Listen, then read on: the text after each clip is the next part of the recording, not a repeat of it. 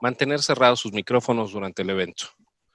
En el caso de las cámaras, las pueden mantener prendidas. Agradecemos a todas las personas participantes su comprensión para la realización del mismo. Preguntaré a los equipos de staff si estamos listos para iniciar el evento. Tecnologías. Listo. Comunicación. Listos. Listos.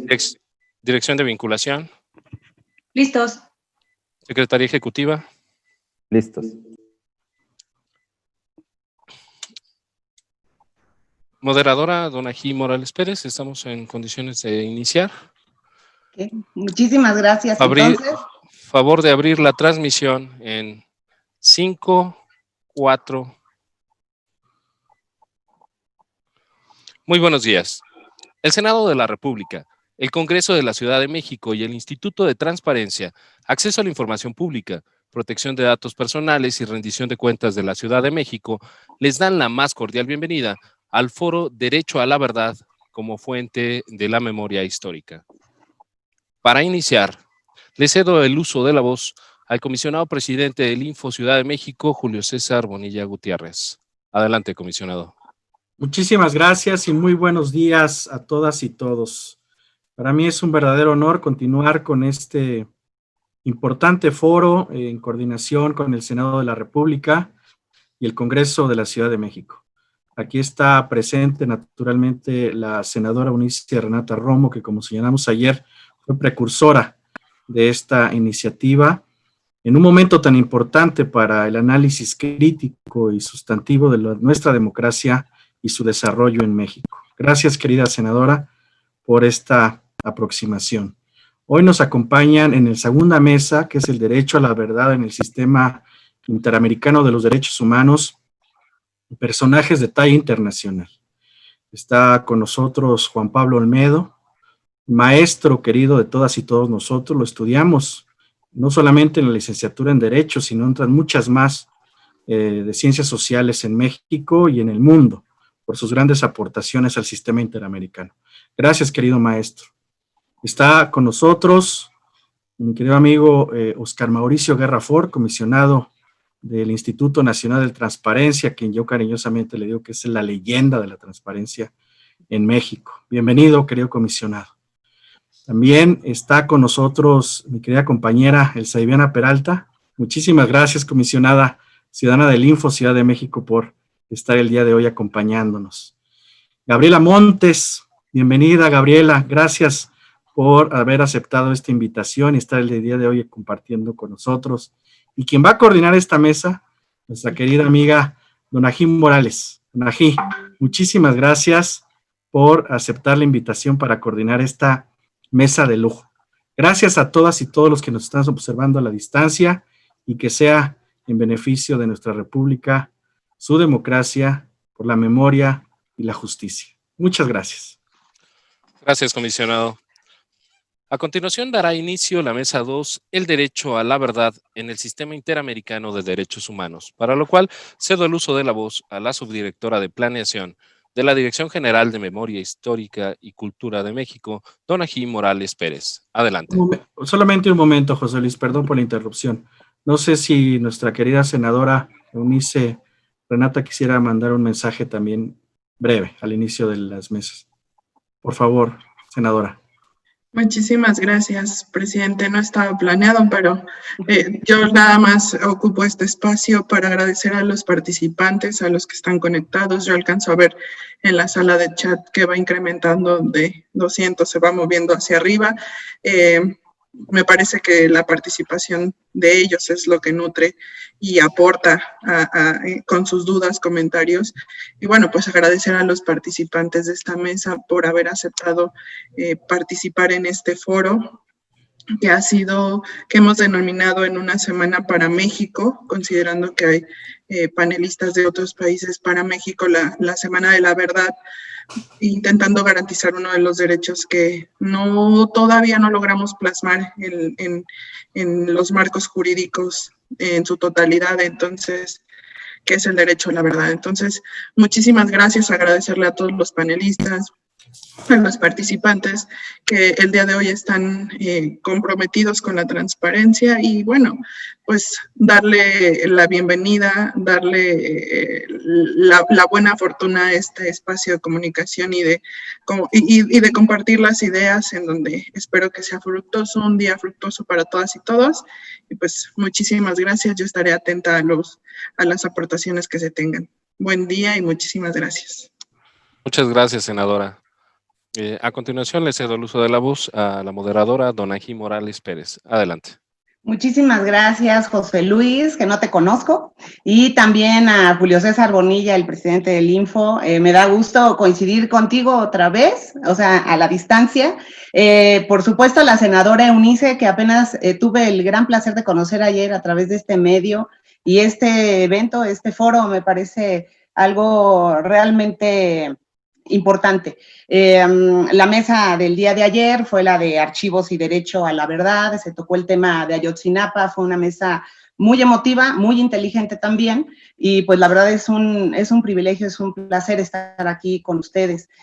Antes también, bueno, necesito agradecer, ¿no?, al diputado Carlos Alonso Castillo su invitación, a Diego Villanueva y al licenciado Andrés Israel Rodríguez, que fueron quienes me estuvieron escribiendo por correo tan gentiles, y bueno, siempre saludar a toda la gente del Info, a Arístides, en fin, ¿no?, a quienes conozco hace tiempo. Entonces, pues buenos días a todos.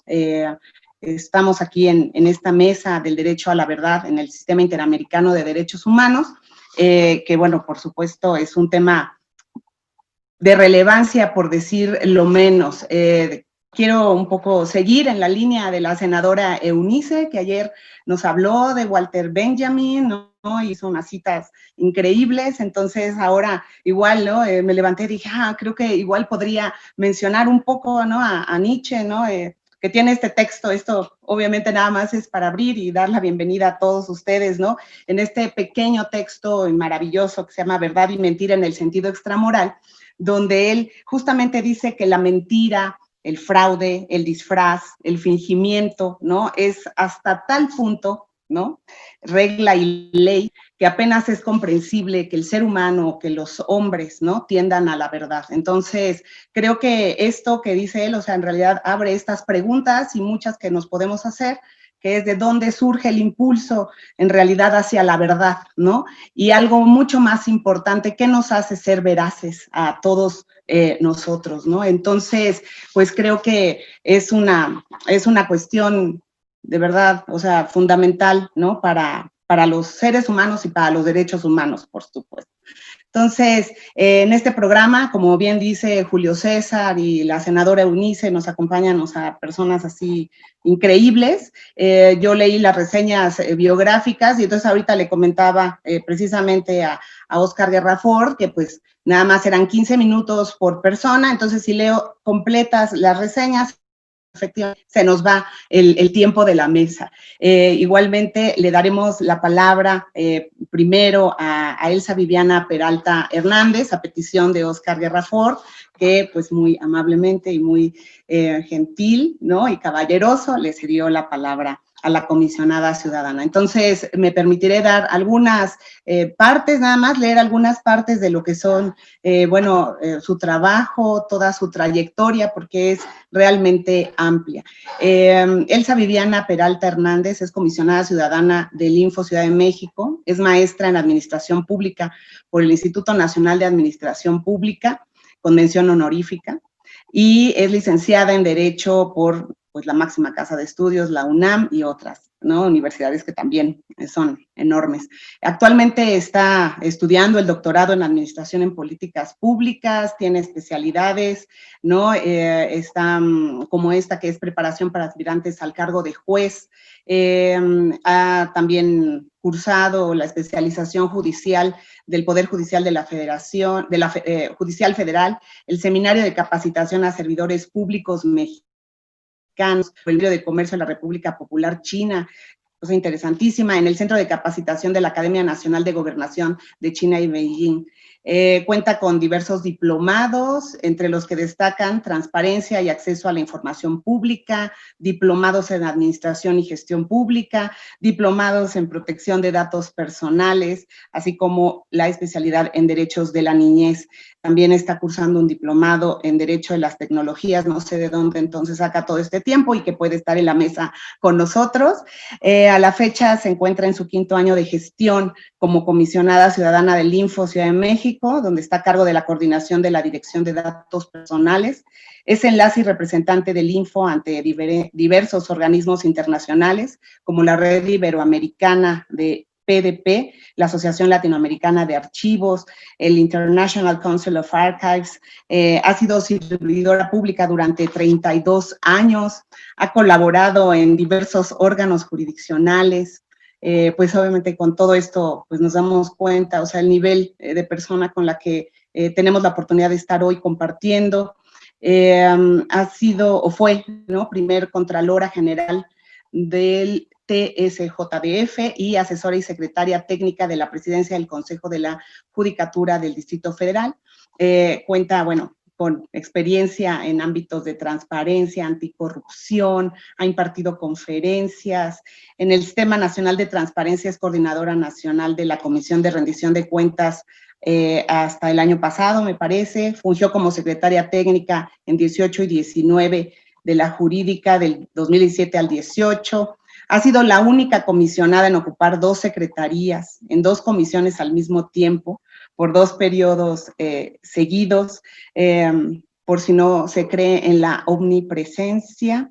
Ha integrado también las de Tecnologías de la Información y Plataforma Nacional de Transparencia y Derechos Humanos.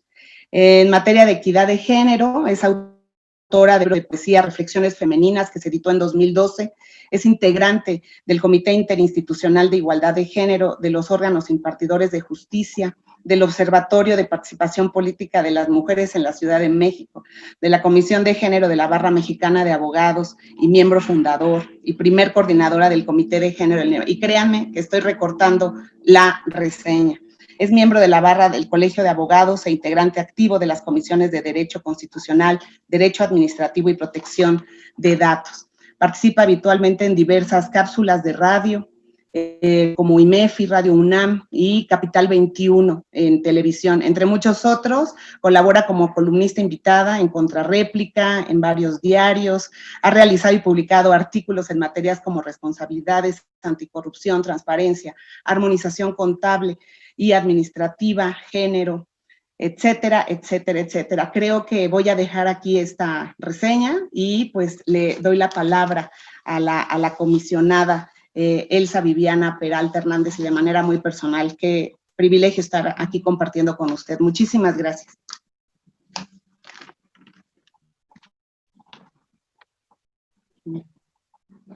Al contrario, muchísimas gracias. Qué pena esta exposición, pero bueno, muchas gracias por haber leído esta reseña y el reconocimiento. Gracias, de verdad que no, es inmerecido. Muchas gracias.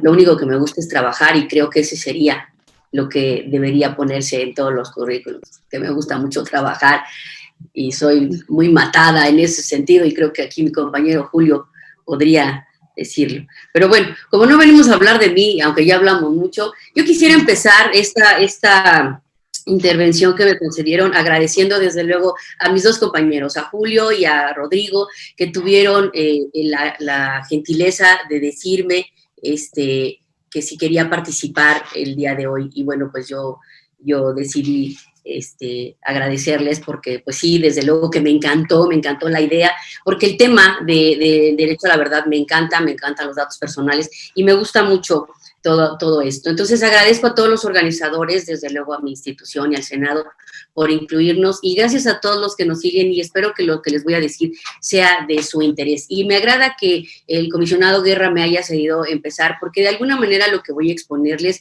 creo que es como la entrada para el tema del que vamos a platicar y que seguramente expondrán mucho más valiosas ideas quienes me continúan en el uso de la voz.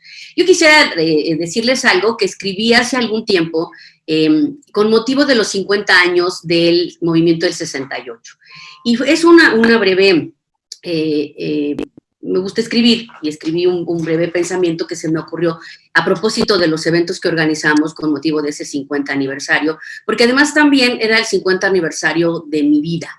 Yo por eso lo titulé Yo nací en el 68, exactamente un 2, pero 2 meses después.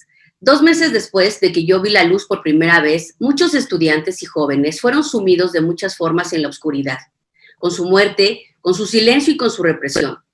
No obstante, si lo que se pretendió fue callarlos, el efecto fue el contrario. Ese movimiento dio inicio a muchos más que han dado voz a todos sus actores y que nunca como ahora se encuentran inmersos en la posibilidad de expresarse y decir lo que piensan y sienten desde todas las convicciones posibles. Cuando fui consciente de la fecha en la que había nacido, me propuse dedicar mi vocación a lograr que las personas pudieran hablar por mi conducto. El derecho me permitió ser defensor de sus causas y mi trabajo en tribunales ser resolutor de ellas a través de la defensa de sus derechos. Un día conocí el derecho de acceso a la información, por cierto, por culpa de Oscar Guerra. Su ejercicio de la mano de la libertad de expresión hicieron que descubriera un mundo en el que las personas podían defenderse mejor, ser más libres y partícipes de las decisiones, ser su propia voz. La vida me colocó, tal vez sin proponérselo, en el lugar que ahora ocupo, convencida que el derecho de acceso a la información y la ley son elementos y herramientas para hacer que las personas sean escuchadas y nunca más reprimidas por expresarse. Yo puedo no estar de acuerdo con lo que dicen o hacen al ejercer esos derechos, pero como dijo alguien por ahí, daría mi vida por su derecho a hacerlo. Así como también daría mi vida por saber la verdad siempre, por expresar esa verdad y entender de qué se trata. En este sentido, encontramos ahí una definición que dice que el derecho a la verdad, o la verdad en sí, es el que asiste a las víctimas de violaciones manifiestas de los derechos humanos y violaciones graves de las normas internacionales de derechos humanos, así como a sus familias, en el marco del sistema jurídico interno de cada estado. Es esta idea de conocer la verdad sobre esas violaciones, en particular, la identidad de los autores y las causas, los hechos y las circunstancias relacionadas con esas violaciones. Es decir, hay que saber qué pasa. Y por eso, una de las inquietudes que me surgió cuando analizamos lo del 68 es, ¿por qué no se ha sabido a la fecha realmente qué pasó? Esto implica, este derecho a la verdad, para poder saber, implica varios elementos. Por ejemplo, el primero y el más doloroso, las víctimas. El segundo, los perpetradores. El tercero, la familia o los afectados. Y el cuarto, la sociedad. Stanley Cohen explica esta dinámica mediante un triángulo de atrocidad, le llama él. Este triángulo de atrocidad en estos hechos que se llevan a cabo y que se pretende conocer, dice que está compuesto por las víctimas, que son a las que se les hacen las cosas, los perpetradores, quienes cometen esas atrocidades, y los observadores o espectadores, quienes ven y saben lo que está pasando, pero no hacen nada. Aquí llegamos al punto donde este grupo es el de mayor tamaño, es el de las personas más preocupadas por hacer su vida diaria que por hacer historia. Es más, ocultan esa verdad cuando su quehacer tiene que ver con ella y no les importa que se sepa lo que sucedió, precisamente porque muchas veces no conviene saberlo. De esta forma, se genera interés o desinterés de estos observadores por superar el estado de negación. Esto es determinante en un proceso porque es la pared con la que choca el proceso de obtener la verdad, la justicia y obviamente no olvidar. Por eso, en el 68 se acuñó la frase 2 de octubre, no se olvida, porque olvidar implica meter abajo de la alfombra las cosas y que con el tiempo no se sepa qué pasó. Derivado de esto creo que debemos analizarlo desde 2 perspectivas. La primera es la que nace de los tratados de Ginebra, que se remontan, más bien que retoman el contenido de la obligación, es decir, lo sucedido con la víctima, el responsable de la obligación, es decir, el actor en conflicto, el que intervino, que en muchos casos, o casi en todos, es el Estado, y la titularidad de todo esto. ¿Quién se queda con esta titularidad? En la mayoría de los casos, esta perspectiva la encabezan las víctimas. Perdón, los familiares de las víctimas. Los familiares de las víctimas son los que toman en sus manos esta lucha para que no se olvide en un reclamo muy justo de justicia. La segunda perspectiva va dirigida a la justicia transicional, que se refiere al derecho de la sociedad de conocer las causas, los modos y las consecuencias de una forma sistemática y masiva de violación de los derechos humanos, porque esto además siempre tiene esta connotación. Esta memoria histórica se construye y tenemos muchísimos ejemplos. Yo traigo muchísimos ejemplos que no sé si el tiempo me vaya a permitir darlos, pero tenemos muchísimos ejemplos sobre esto. En el caso, por ejemplo, de la Segunda Guerra Mundial, desde lo que sucedió con la matanza de los judíos, se creó la necesidad de juzgar esos actos, de saber qué pasó y sacarlos a la luz, aun cuando resultaran verdaderas atrocidades. De ahí partimos y llegamos, por ejemplo, al movimiento del 68, que fue el que yo les acabo de mencionar, que lo consideramos como la semilla y el impulso, no porque antes no haya habido otros eventos, sino porque en este sentido han sido de los más significativos. Este movimiento es uno de nuestros antecedentes que considero, les decía, el impulsor de estos mecanismos para lograr conocer la verdad. También tenemos otros más adelante, como el caso de Aguas Blancas en 1995, del que se desprende un criterio de la Corte que concluyó con varios aspectos importantes para este tema de conocer la verdad. En primer lugar, definió el concepto de violación grave de garantías individuales. Aclara también que diferencia el procedimiento investigatorio y el juicio de amparo. Dice en este sentido que la Corte investiga los hechos y si estos constituyen una violación grave de garantías, pero no es propiamente el proceso penal. Una vez obtenida la información de este proceso, obviamente se procesará penalmente a quienes corresponda. Se concluye también en este criterio que el derecho a la información, y esto es lo que nos liga, está íntimamente relacionado con el respeto y el derecho a la verdad. Y se puntualiza que los resultados de la investigación siempre deben llegar oportunamente a los tribunales de justicia penal, porque en muchos de los casos cuando llegan después de toda esta investigación, las acciones han prescrito y entonces no lograr esa justicia vulnera también ese derecho a la verdad.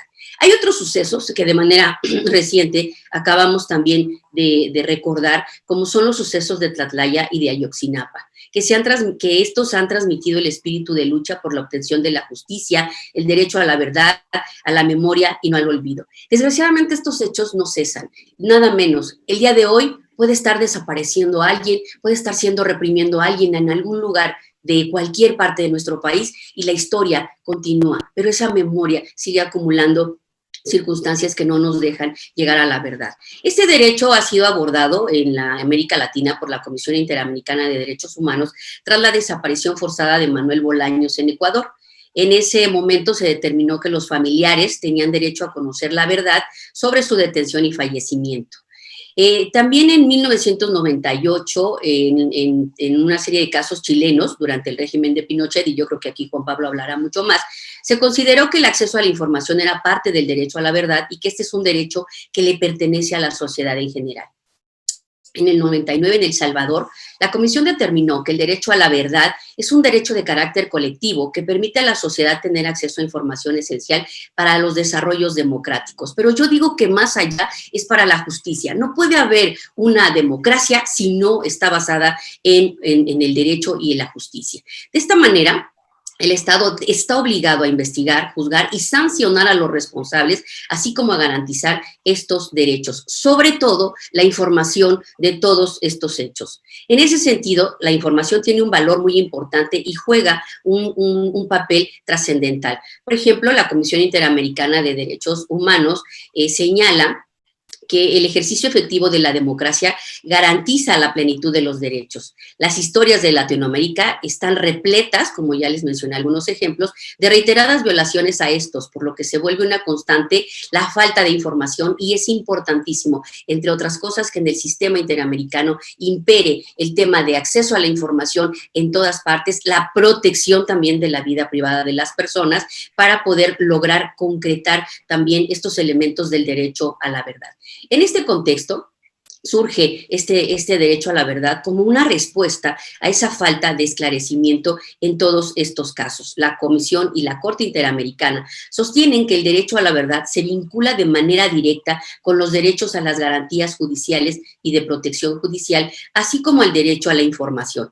Por tal razón, es un derecho que corresponde a las víctimas, a sus familiares y a la sociedad en su conjunto. Cualquiera tiene y debe derecho a saber qué está pasando para saber que vive también en un entorno social.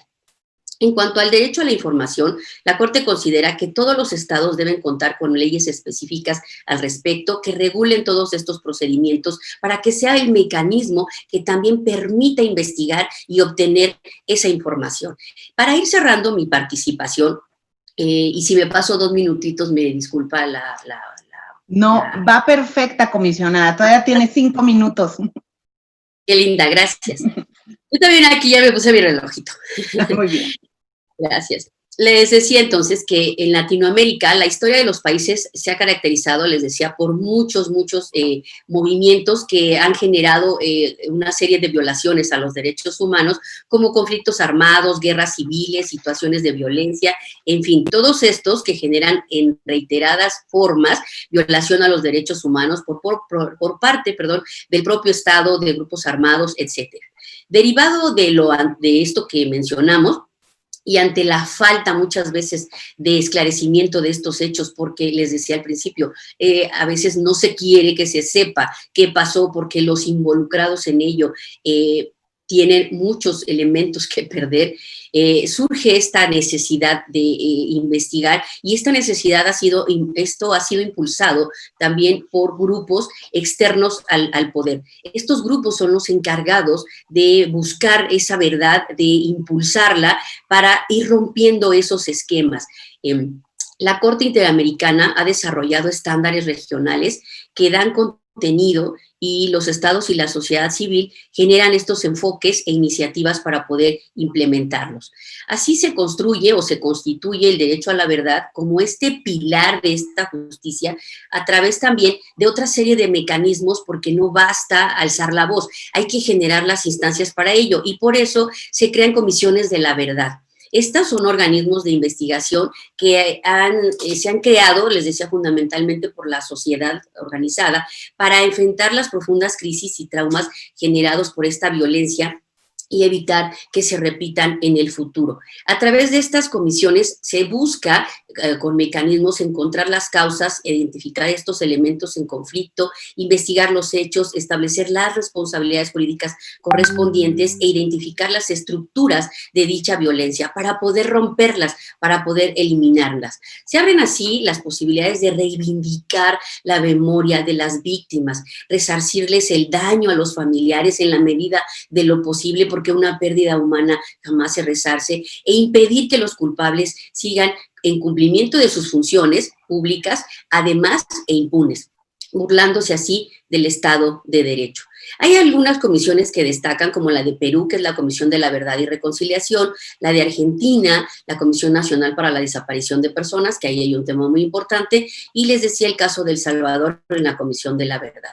En nuestro país, el camino hacia este derecho a la verdad tuvo sus inicios en la promoción de una iniciativa híbrida mediante la creación el 27 de noviembre de 2001 de la Fiscalía Especial para Movimientos Sociales y Políticos del Pasado, con el propósito de cumplir con la recomendación 26-2001 de la Comisión de Derechos Humanos, para investigar lo sucedido en los 532 casos de desapariciones forzadas de personas durante la década de los 70 y principios de los 80, para dar una respuesta así a lo que sucedió en el movimiento del 68.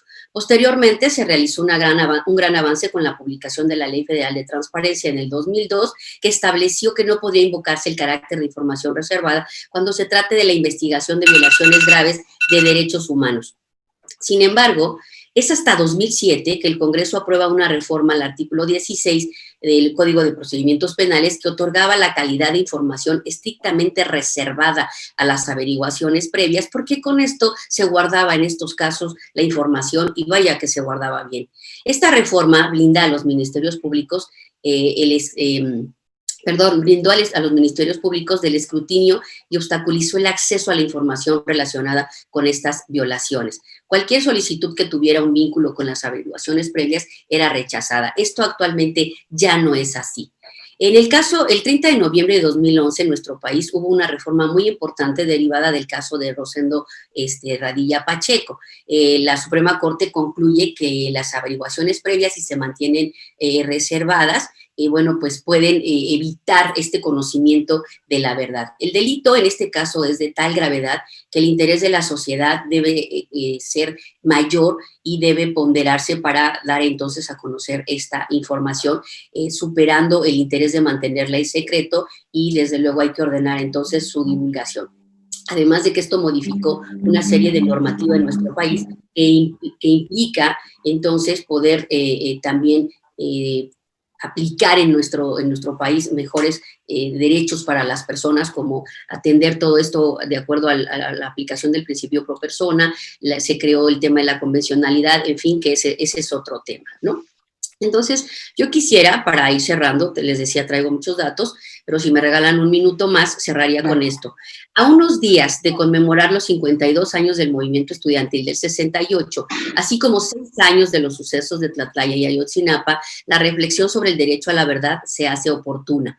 Hay que destacar los avances en esta materia, como por ejemplo la decisión que tomó el INAI en el 2018 al determinar que por interés público se abrieran documentos vinculados con este movimiento que habían permanecido cerrados bajo la figura de archivos confidenciales e históricos, a partir de los cuales se impulsó por el Archivo General y el Centro Cultural Universitario, colección M68, Ciudadanías en Movimiento, la implementación de un repositorio digital sobre el movimiento del 68 para poder también consultar toda esta información. Lo mismo respecto de la apertura de la averiguación previa del caso Ayotzinapa, que se abrió al escrutinio público, lo cual ejemplifica que el derecho a la información abona a la construcción de esa verdad. En ese sentido, tenemos que garantizar que dicha información cumpla con los estándares mínimos de datos abiertos, que sea gratuita, no discriminatoria, de libre uso, legible por máquinas, integrales, primaria, oportuna y permanente. Lo anterior con el propósito de que cualquier interesado pueda monitorearla y contrastar la información en ese sentido. La Cámara también ha aprobado el 29 de julio la publicación de todas las sentencias, que es lo que acaba de suceder, facilitando así esa apertura en el tema de justicia y particularmente de todos aquellos casos que se estén juzgando relacionados con este tema. Es necesario que en el contexto de este triángulo de atrocidades las víctimas reciban justicia y reparación, los perpetradores sean sancionados y condenados y los observadores tomemos conciencia de que el derecho a la verdad es un derecho por el que también debemos luchar, ya que a consecuencia de este se tendrán instituciones eficientes y democráticas, se reforzarán y darán mayor legitimidad a todos los dirigentes de cualquier nación, particularmente en Iberoamérica, que es la región que nos toca analizar en esta mesa. Sin estos cambios, y ya es el último párrafo que les menciono, sin estos cambios sociales que son caros, que son complejos, es verdad, el proceso del derecho a la verdad no tiene posibilidades de éxito, ya que buscar e indagar verdades implica destapar mentiras, secretos y sobre todo evidenciar poderes. Pero es necesario que la ciudadanía conozca su pasado para poder afrontar su presente y proyectarse en el futuro, sobre todo garantizando que no se repitan estos actos, pues les decía, diariamente siguen sucediendo. Es necesario, por el desarrollo y evolución de nuestra sociedad y de todas las sociedades del mundo, que se establezca un nuevo contrato social, en el cual se llegue a la reconciliación, al perdón y a la recuperación de la confianza por parte de los ciudadanos en las autoridades. El derecho a la verdad implica conocer los hechos y sobre todo confiar en las autoridades para que no se repitan, pero sobre todo confiar en que si sucedieron, se llegará a la verdad. Muchas gracias. Muchísimas gracias, comisionada. De verdad, aunque usted me diga que no era tan necesario leer parte de su currículum, creo que es necesario, no es solo una lo que estamos hablando con alguien que habla con verdad. Y me encantó esto que dijo de que usted daría su vida por saber la verdad siempre, claro que sí, ¿no? Pues entonces el derecho a la verdad, ¿no? Recogiendo nada más un poco, ¿no? De lo que usted dijo y lo que se va a seguir comentando en esta mesa, pues es que el derecho a la verdad es finalmente, pues sí, un derecho, pero también una obligación, y como usted dice, pues obviamente es que hay que luchar por ello, y la importancia que ejercen los archivos en todo esto fue algo que se comentó también el día de ayer, y bueno, en ese sentido creo que pues los archivos pues ejercen precisamente cumplen con esa función de ser un aval, ¿no? Un aval para el futuro, ¿no? Pero el derecho a la verdad, pues en realidad es esto, es una obligación, ¿no? Es algo que es individual, es algo que es colectivo y que, como usted misma comentaba ahorita, bueno, es el derecho, ¿no? De saber la verdad para quienes ya no están aquí, pero el derecho para los familiares, ¿no? Que también, pues finalmente son las víctimas, ¿no? De estos atropellos. Y un poco, bueno, también me imagino ahora el comisionado Oscar Rafort nos podrá hablar un poco más de la Corte Interamericana, ¿no? Que ha tenido pues un papel esencial en este sentido del impulso al derecho a la verdad. Entonces, voy a leer un poco lo que es, pues también su síntesis curricular, brevemente, de verdad lo haré muy brevemente. Entonces, el comisionado Oscar Rafort es maestro en Ciencias Económicas por la Facultad de Economía de la Universidad Nacional Autónoma de México, tiene estudios de la licenciatura en Sociología por la UNAM, es licenciado en Economía, es profesor asociado de tiempo completo definitivo con licencia, ahora, bueno, sin goce de sueldo, en la Facultad de Economía de la UNAM, tiene una experiencia de más de 38 años como docente, fue distinguido en el año 2000 con el Premio Universidad Nacional de Jóvenes Académicos. Hasta enero de 2004 se desempeñó como asesor de la Unidad de Coordinación con Entidades Federativas de la Secretaría de Hacienda y Crédito Público, en donde desarrolló principalmente trabajos de análisis sobre la evolución y características de las transferencias de recursos federales a estados y municipios.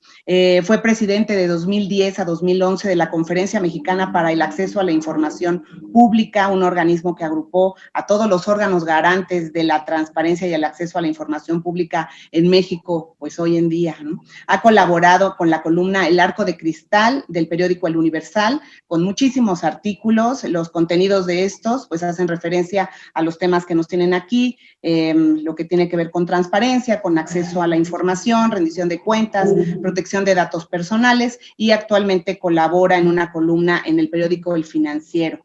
Ha participado en seminarios, conferencias, o sea, en más de 100, más de 200, más de tantos, talleres, congresos a nivel nacional, a nivel internacional también. Ha publicado, cosa que es pues importantísimo, ¿no?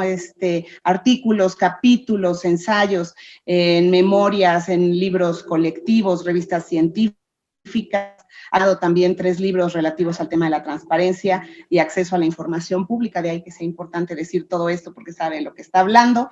De marzo de 2006 a mayo de 2014 fue comisionado ciudadano presidente del Instituto de Acceso a la Información Pública y Protección de Datos Personales del Distrito Federal. En 2014 recibió el nombramiento por parte del Senado mexicano como comisionado del Instituto Federal de Acceso a la Información y Protección de Datos, y actualmente que es el Instituto Nacional de Transparencia, Acceso a la Información y Protección de Datos Personales. Y creo que lo dejo ahí para cederle la palabra al comisionado Oscar Rafort. Muchísimas gracias. No, pues muchas gracias a ti. Primero, pues buenos días todavía a todos los que nos hacen favor de seguir este importante evento que ha organizado el Senado de la República, el Congreso de la Ciudad de México y mi querido, porque esta vez muy querido, el Info Ciudad de México, en el momento InfoDF, dado que pues, me tocó estar 9 años en ese instituto al cual le tengo un gran cariño. Y agradezco la amable invitación que me hicieron llegar tanto el señor presidente de este instituto como el comisionado Arístides para participar en este evento. Rápidamente quiero saludar evidentemente también a los compañeros que estamos en el panel, Alza Viviana, que nos acaba de exponer, También quiero saludar a Juan Pablo Olmedo, mando un saludo hasta allá, hasta Chile, y también creo, yo vi hace rato que ya se había incorporado el diputado Gutiérrez, saludos, tocayo y colega economista. Bueno, voy a introducir al tema. No voy a hablar tanto de la Corte Interamericana, sí, algunas cosas. Principalmente voy a ver cuál ha sido la aportación o cuáles pueden ser las aportaciones del acceso a la información, que es pues, el tema que manejamos, en el que trabajamos hace algunos años, y cuál ha sido, digamos, los resultados, ¿no? Porque luego a veces nos gusta mucho teorizar sobre las cosas, hacer normativas, reglamentos, leyes, pero bueno, finalmente pues lo que requiere las personas y la sociedad, pues es que realmente hay acceso a la verdad, a la memoria histórica en ese sentido, ¿no? Entonces, hablar de algunos esfuerzos que se han hecho, algunos resultados en ese sentido. Entonces, en el 2000, lo que fue la Comisión de Derechos Humanos de la ONU recomendó una serie de medidas legislativas, institucionales y prácticas para consolidar la democracia. Uno es, evidentemente, el respeto a los derechos humanos y las libertades fundamentales, que nuestra Constitución pues, recibió una modificación muy importante, la libertad de asociación, la libertad de expresión y de opinión, el acceso al poder y ejercicio de conformidad con el imperio de la ley, o sea, el Estado de Derecho, la celebración de elecciones periódicas libres, justas, de sufragio universal, con voto secreto, como expresión de la voluntad de la población, un sistema pluralista de partidos y organizaciones políticas, la separación e independencia de los poderes, la independencia del Poder Judicial y finalmente la transparencia y la administración. Esos son como digamos los básicos, los macro fundamentos para poder restaurar digamos un régimen democrático en cualquier país. Pueden digamos haber adicionales en ese sentido. Para mí uno adicional, no soy la ONU ni mucho menos, pero tendría que ver con tener un proceso de equidad en la distribución del ingreso. No de igualdad, pero sí de equidad o mejorar las condiciones de vida de los grupos más vulnerables. Pero bueno, estos son los 9 principios que la ONU en ese momento, en el 2000, hace 20 años, pues puso como prerequisitos, por llamarlo así, los requisitos, los fundamentales para lograr la democracia en un país. Adelante. Bueno, agradezco a Gaby, a Gabriela, que me está ayudando con la presentación, porque la saludó el presidente y es, digamos, Gabriela Montes, que trabaja ahí en mi ponencia y bueno, que es conocida, porque en algún tiempo estuvo en el Info. Un espacio regional constituido por los estados que integran la Organización de Estados Americanos, la OEA. Y ahorita quiero regresar a la OEA por un asunto muy importante que estará por suceder en las próximas semanas en la Asamblea de la OEA, cuya principal función es velar por el respeto, protección y realización de los derechos humanos en el continente americano, ¿no? O sea, la OEA pues, es la Organización de Estados Americanos. El Estado de México ratificó la carta de esta organización de la OEA el 23 de noviembre.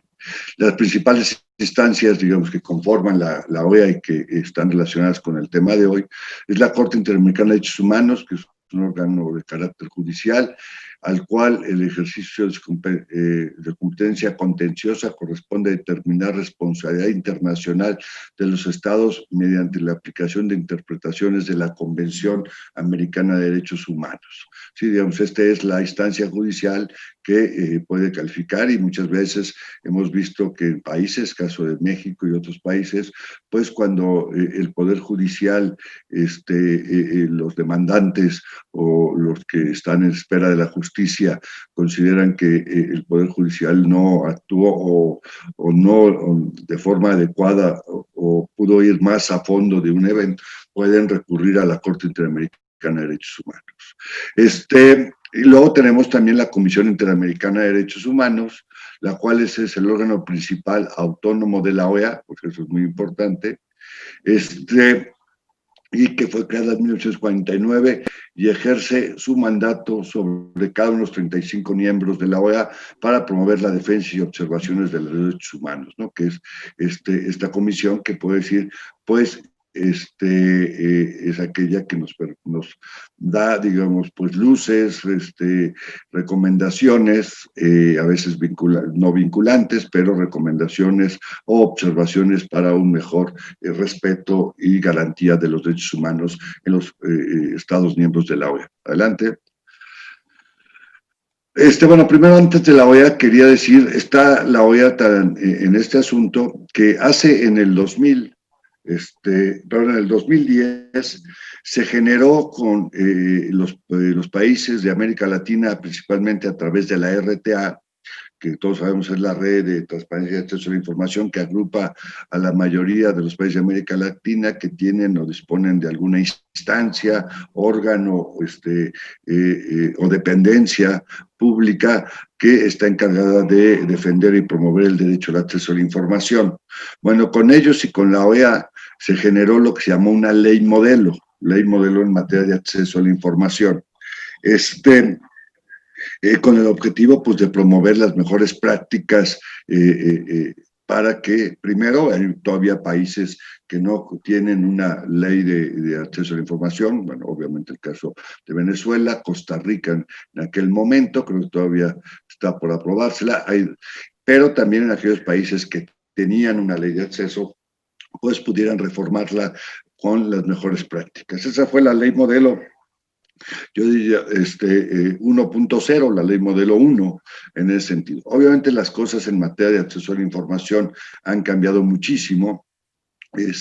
En ese sentido, no solamente en los procesos, sino en los criterios. Y uno de los criterios, por eso la remarco, pues es que el poder acceder a todas las investigaciones, documentaciones que tengan que ver con violaciones graves de derechos humanos o crímenes de lesa humanidad. Lo decía porque, bueno, se ha venido trabajando los últimos 3 años con la OEA para tener lista la ley modelo 2.0, la cual ya está y será sometida en los días, no me acuerdo si es 16 o 17 de octubre, en la reunión que tendrá la OEA, en su asamblea, perdón, que tendrá la OEA en estos días, y uno de los puntos es decir que México ya dio su visto bueno para la aprobación de esta ley modelo.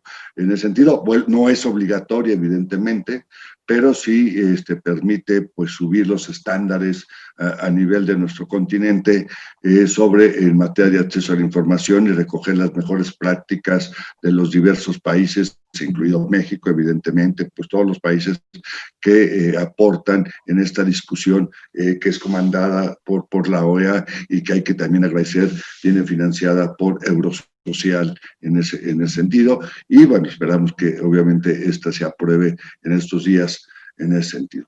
Bueno, ya de la Comisión y la Corte Interamericana consideran al derecho a la verdad, comprende una doble dimensión. Ya también creo, Viviana había mencionado algo de esto.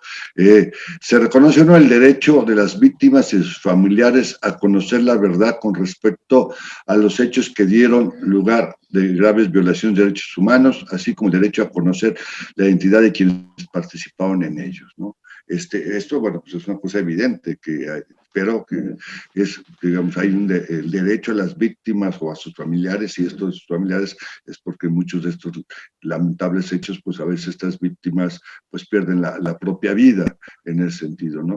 Y pues obviamente el que puedan conocer, todavía en el primero, fíjate que puedan conocer, digamos, qué fue lo que sucedió y también, evidentemente, quiénes fueron, digamos, los participantes y con esto, pues también pedir las sanciones respectivas.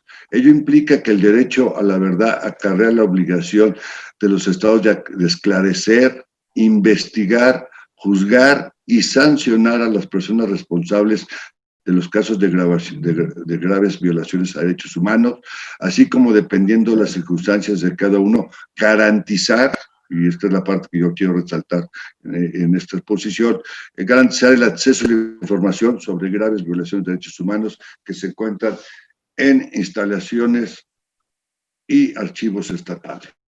O sea, el acceso pues, a la verdad, el derecho a la verdad. Adelante. Y en segundo lugar, esta es la segunda vertiente, ¿sí? O la segunda dimensión, es que se ha consolidado la noción de este derecho no solo corresponde a las víctimas y sus familiares, sino también a la sociedad en su conjunto. Conocer para no repetir, dice, digamos, sería esto. Al respecto, la Comisión ha sostenido que toda la sociedad tiene es irrenunciable el derecho a conocer la verdad de lo ocurrido, así como las razones y características a las que de aberrantes delitos que llegaron a cometerse a fin de evitar que estos hechos vuelvan a ocurrir o repetirse en el futuro. El siguiente. Entonces, aquí ya ligando la relevancia que tiene el derecho a la información es que fortalece los esquemas de exigencia, respeto y observancia a los derechos humanos. Permite recordar permanentemente a la sociedad mexicana y sus autoridades, ya hablando de México, los efectos y consecuencias en el tejido social con miras a prevenir su repetición. Adelante. Bueno, ya en el caso de México, como sabemos, el derecho al acceso a información está regulado por el artículo 6 de la Constitución y se regula, digamos, con 2 leyes para el caso federal, o sea, se regula a nivel nacional con lo que es la Ley General de Transparencia y Acceso a la Información, y cada una de los estados, incluida la Federación, tiene una ley que está homologada a esta ley general, que es la ley federal en el caso nuestro, y hay además las 32 leyes locales que están, vuelvo a decir, homologadas y tienen los mismos principios, procedimientos, etcétera, que la ley general. Hay un piso mínimo igual o homogéneo para el ejercicio del derecho al acceso a la información en todo el país. En esta ley se establece, la ley federal, adelante, en su artículo 3, estoy hablando ya de la ley federal, el derecho humano de acceso a la información, comprender, solicitar, investigar, difundir y buscar y recibir información. Entre los objetivos de esta ley se encuentra el fortalecer el escrutinio ciudadano sobre actividades sustantivas de los sujetos obligados. En ese sentido, y aquí pues obviamente tenemos a las fiscalías, tenemos a todo el Poder Judicial relacionándolo con el tema que estamos viendo en ese sentido, ¿no? Y bueno, pues obviamente a los cuerpos de seguridad, a los cuerpos militares, a los policías, todos estos son evidentemente sujetos obligados y por lo cual son parte de ese escrutinio, están sometidos a ese escrutinio ciudadano. Y también, pues obviamente pretende propiciar la participación ciudadana en todas las decisiones públicas a fin de contribuir, ¿no? Con esta información que ellos tienen derecho, digamos, a tener para ese escrutinio, pues evidentemente pueden o debiese propiciarse la participación para influir y en las decisiones públicas. Adelante. Ya como decía, en el artículo 5 y el artículo 8, que hace la ley general y la ley federal, el párrafo es el mismo. Esta es una cuestión que creo que fue fundamental y fue un cambio, un parteaguas en el caso mexicano para poder acceder a esta información de violaciones graves de derechos humanos o crímenes de lesa humanidad. Porque anteriormente, en la ley de 2002 no se contemplaba esto. Y esta ley, estamos hablando del 2015, lo que se hacía, y eran unas grandes discusiones que había en el IFAI en aquel momento cuando se solicitó, por ejemplo, el caso de San Fernando, etcétera, por hablar de algunos casos, pues en algunos sí se entregaba, en otros se confirmaba la reserva, porque evidentemente cuando se preguntaba información sobre esta al Poder Judicial, pues el Poder Judicial inmediatamente, digamos, la reservaba en el estado de que no había causado estado, etcétera, etcétera, lo que se podía dañar la presunción de inocencia o el debido proceso, etcétera, etcétera. Bueno, por eso, digamos, en su momento, los que tuvimos la suerte de participar en la redacción tanto de la reforma del 14 como de la ley general, pues una cuestión, y aquí de verdad reconozco la labor en aquel momento el senador Alejandro Encinas, que fue una de las cuestiones que más, digamos, le llamó la atención a él para que quedara incluida, digamos, por eso creo que no es casualidad el cargo que hoy tiene él para esclarecer, por ejemplo, el caso Iguala, pero no más ese caso, sino el caso de los desaparecidos, ¿no? Y bueno, lo que dice ese artículo, que es una excepción a la reserva. Los expedientes judiciales o los documentos judiciales, cuando no han causado estado, aquellos, y esta parte a veces no ha sido muy entendida desde mi punto de vista o la interpretación, porque lo que teníamos en la ley anterior, en la ley y que era la réplica en los estados, es que todos los procesos erguidos en forma de juicio que no hubieran causado estado eran reservados, todos, y todo el proceso. La ley, si ustedes la ven bien, ya la nueva ley general y la ley de los estados, dice que serán reservados aquellos documentos que puedan entorpecer, digamos, la procuración de justicia o el propio juicio, pero no todos. Hay documentos que a veces son preexistentes, que darlos a conocer no van a cambiar en nada o van a modificar la decisión o de los jueces o la resolución, ¿no? Y bueno, ahí hay varias interpretaciones. Hay quien sigue interpretando que, y es la palabra que se ha utilizado, que están imantados todos los documentos de un proceso llevado en forma de juicio. Otros opinamos que no, que son solo aquellos que puedan impactar. Pero lo que sí queda clarísimo en la ley, y fue así redactada, es que no podrá clasificarse como reservada aquella información que esté relacionada. Y cuando habla de información, no solo habla del proceso judicial, dice información, no dice la carpeta de investigación o averiguación previa, como se llamaba anteriormente.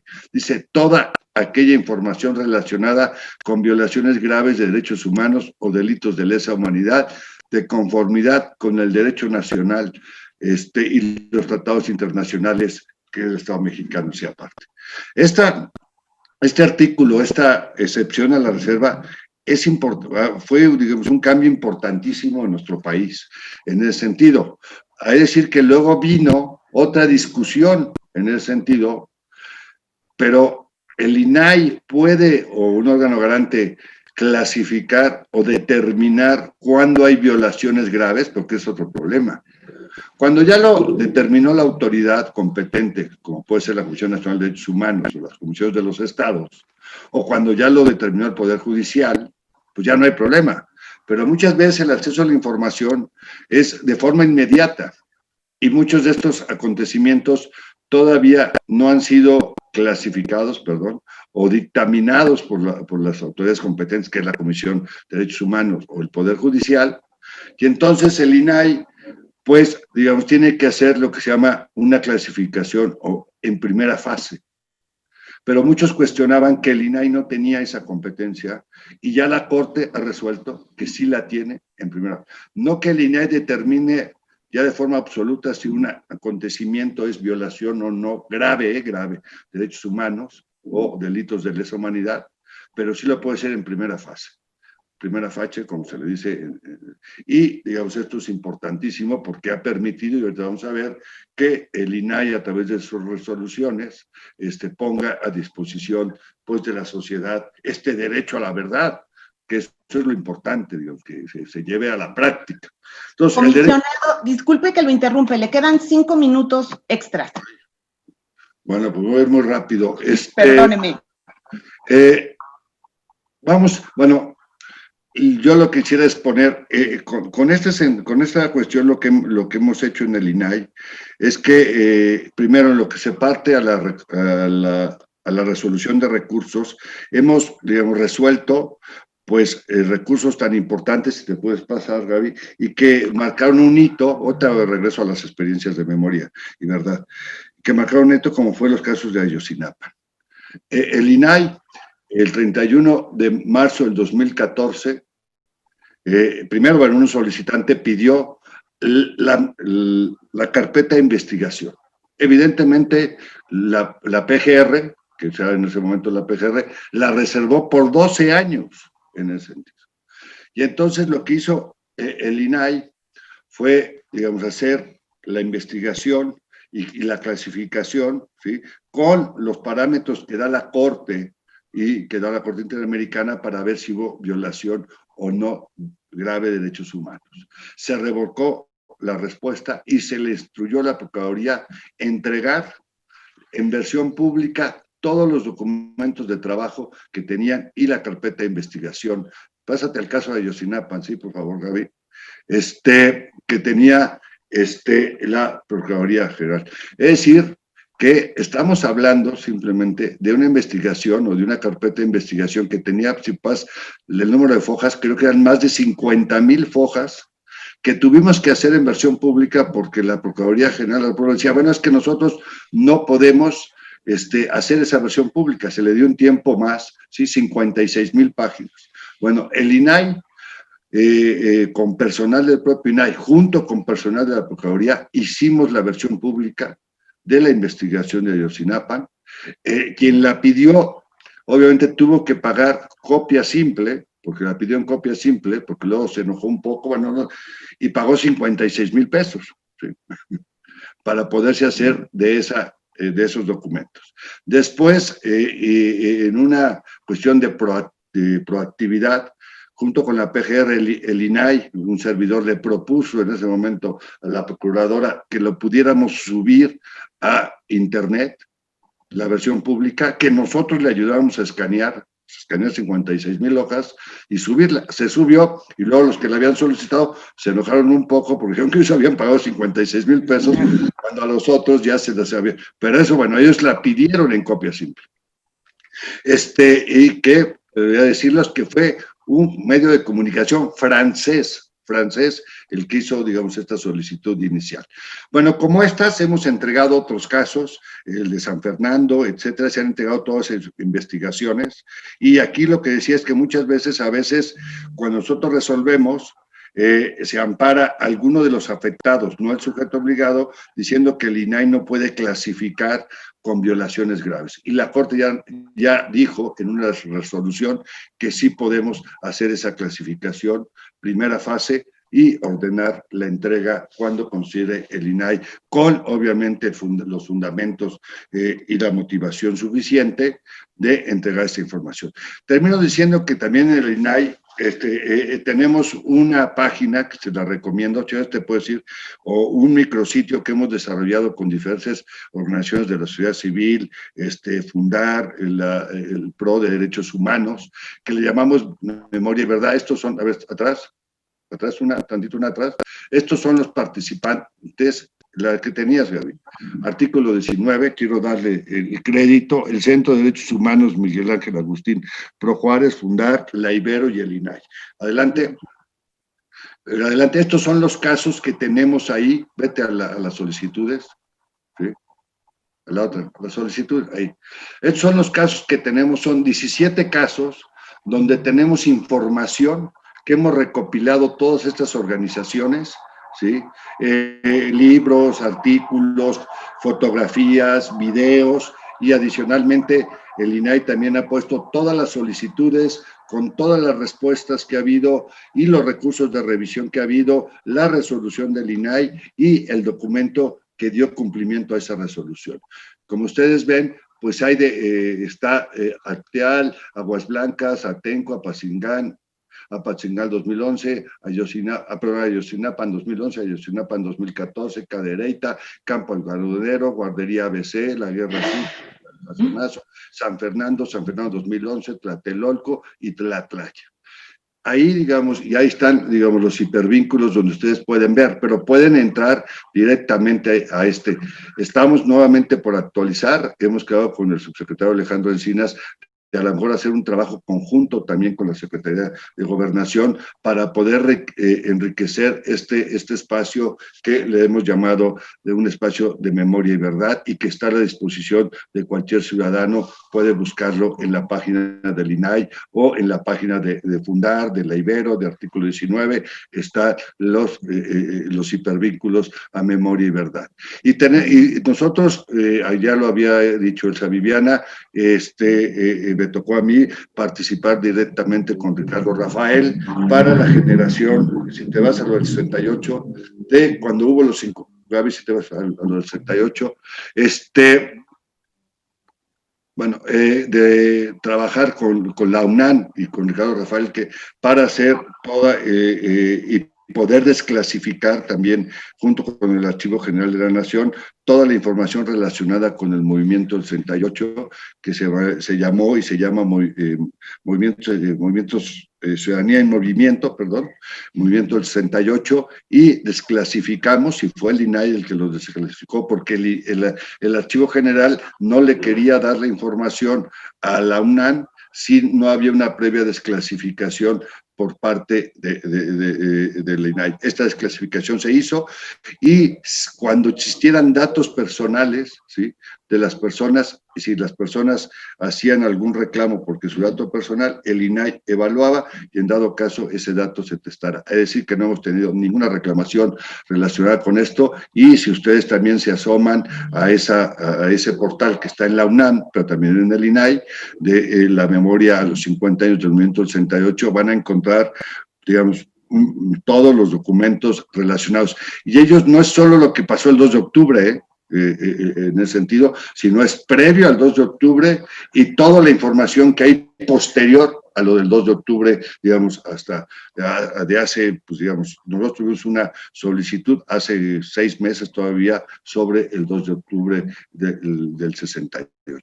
Y estas, bueno, pues son las experiencias, y creemos que esto que les decía Comisionado, le agradezco muchísimo, no quiero interrumpirlo de nuevo, le juro, además aquí en el chat nos están diciendo que el tema que está desarrollando es muy interesante, esto lo dice Gamaliel Villegas, también Carla Paulina está preguntando si esto estará disponible en video, ya después, bueno, lo investigaré, pero lamento tener que... Dame 30 segundos, ¿cierto? Bueno, 30 segundos, por favor, perdóneme. El INAI propuso la ley modelo 2.0 que se aprobará en 2 semanas en la Asamblea General de la OEA, el artículo que todos aceptaron, de que en toda América Latina se proponga como ley modelo de transparencia, que en el caso de violaciones graves a derechos humanos y crímenes de lesa humanidad no pueda haber la posibilidad de reserva en ninguno de estos tipos de documentos. Creo que es algo muy importante y que la experiencia mexicana ha abonado en eso. Muchas gracias y una disculpa. No, muchísimas gracias, comisionado. Aquí también en un comentario del chat, Melina Michel dice que está interesantísimo, que quisiera pues saber más. Obviamente yo también, o sea, es un tema de verdad apasionante y que pues nos compete a todos, ¿no? También la manera en la que usted, bueno, nos regaló estos antecedentes, esta perspectiva histórica, obviamente rápidamente, ¿no? Para entender, o sea, los antecedentes que envuelven a este derecho a la verdad. Lo que sí, bueno, creo que nos queda claro a todos es que pues tenemos que conocer las leyes, tenemos que conocer los documentos, que no son pocos, estos que pues sostienen, ¿no? O garantizan el acceso a la información, este derecho a la verdad, ¿no? Y nada más ya para darle la palabra al diputado Oscar González, pues igualmente, ¿no? Es importante garantizar este acceso a la información y también, bueno, por supuesto, difundir esta información, lo que usted ahora comentaba respecto al Archivo General de la Nación, ¿no? Difundir la información, conocerla, ¿no? Y también, pues, con esto individualizar las responsabilidades, ¿no? Muchísimas gracias, comisionado. De todas maneras, con estas páginas, en fin, y seguramente esto se podrá ver después en Facebook, en fin, en las redes sociales, tanto del Info, de la Cámara o de la Asamblea de la Ciudad de México. Entonces, voy a leer rápidamente y brevemente la reseña curricular del diputado Oscar González Yáñez. Gracias por estar aquí también. Él es presidente de la Comisión de Transparencia y Anticorrupción de la Cámara de Diputados, es licenciado en Economía por la UNAM, diputado federal de la 56 legislatura, integrante de la Comisión de Concordia y Pacificación en Chiapas, diputado local en la 54 legislatura del Congreso del Estado de México, coordinador del grupo parlamentario del Partido del Trabajo. Desde 2003 hasta 2006 fue diputado federal de la 59 legislatura, qué bueno que todavía me acuerdo de los números romanos, secretario de las comisiones de Hacienda y Crédito Público. De 2009 a 2012 fue diputado federal de la 61 legislatura, secretario de la Comisión de Hacienda y Crédito Público, integrante de la Comisión Especial encargada de vigilar el correcto uso de los recursos federales, estatales y municipales en los procesos electorales, especial para la lucha contra la trata de personas. De 2012 a 2015 fungió como diputado local en la 58 legislatura del Congreso del Estado de México, fue prosecretario de la Comisión de Vigilancia de la Contraloría, miembro de las comisiones de Gobernación y Puntos Constitucionales, Planeación y Gasto Público, de Finanzas Públicas, Electoral y de Desarrollo Democrático, Administración, Estudios Legislativos y Especial de Enlace Legislativo. Y ya por último, es diputado activo en el Congreso de la Unión de México, suma su larga trayectoria legislativa, destacadas participaciones como integrante de comisiones de presupuesto y cuenta pública, comité de ética, ha sido secretario o es secretario en las comisiones del Comité de Decanos y de Hacienda y Crédito Público, y es el loable presidente de la Comisión de Transparencia y Anticorrupción, lo que dije al principio. Muchísimas gracias, diputado, y entonces le cedo la palabra. No, al contrario a ustedes. La verdad, yo al igual que muchos que están dándole seguimiento a este foro, primero felicitarles por realizarlo, porque siempre el inicio de buscar la verdad y la transparencia, pues empieza por discutirla y cómo se puede llevar a cabo. Y me hubiera gustado seguir escuchando a mi tocayo Oscar Guerra, incluso si la conducción lo permite. Y yo voy a dejar 5 minutos libres de mi intervención porque prefería escuchar lo que está diciendo Oscar Guerra, la verdad, muy interesante. Me permito felicitarle ahí a mi tocayo porque tiene toda una estructura y toda una trayectoria de lo que ha sido el acceso a la información y a la transparencia en nuestro país. Pero bueno, ya será la conducción quien lo decida. Yo lo hago de esta manera. Primero plantear en el pequeño currículum que leyeron de mío, hay una parte que me gustaría resaltar. En el año 94-97 fui diputado federal y fui el presidente de la Comisión de Derechos Humanos.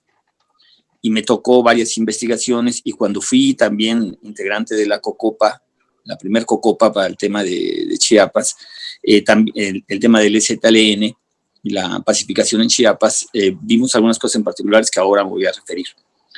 Y bueno, también tuve la oportunidad de ser presidente municipal de mi querido Metepec. Eso lo digo como detalle porque me siento muy contento de que la gente de mi municipio me haya nombrado presidente municipal. Pero bueno, el derecho a la verdad requiere demócratas. Requiere demócratas. Sí, construir un marco jurídico amplio, sólido, pero también requiere de demócratas. Que el gobernante esté convencido de que los ciudadanos tienen derecho a la verdad y que el gobernante es el que tiene que garantizar, ¿sí?, la información y la verdad. Por ejemplo, cuando un servidor se encargó de la investigación de Aguas Blancas en el año 95-96, demasiadas reticencias para construir la verdad sobre un hecho del Estado mexicano, y en este caso particular del Estado de Guerrero. Pero el principal enemigo a la verdad es el Estado. Por eso yo insistiría que quien debe de garantizar la información y la transparencia es el Estado. Y para ello necesitamos demócratas, gente que esté convencida de que el ciudadano tiene derecho a la información y saber qué pasa. ¿Dónde empiezan las reticencias? Porque cuando son delitos de lesa humanidad o hechos de lesa humanidad, el que está involucrado es el Estado. Y el Estado, en el momento que garantiza la información o da acceso a la información, el principal perjudicado es el Estado y corre el riesgo de tener una inestabilidad política. Y por eso de ahí nacen sus reticencias. Es una naturaleza del Estado. Voy a decir algo que es una barbaridad, la verdad, es una barbaridad. Pero bueno, así lo tengo que decir. El Estado nunca va a garantizar el acceso a la información porque sería perjudicarse a sí mismo.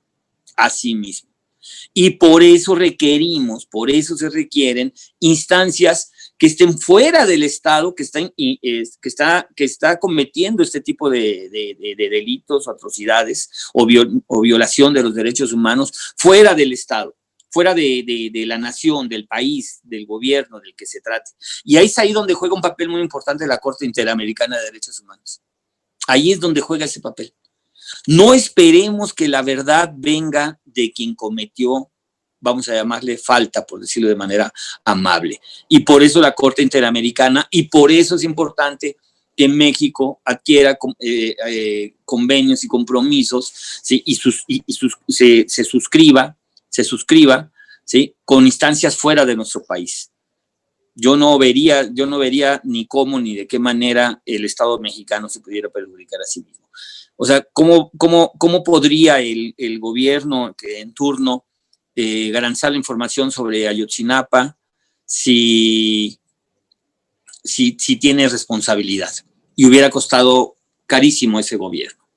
Y entonces tienes que esperar a que vengan otros gobiernos para que esclarezcan.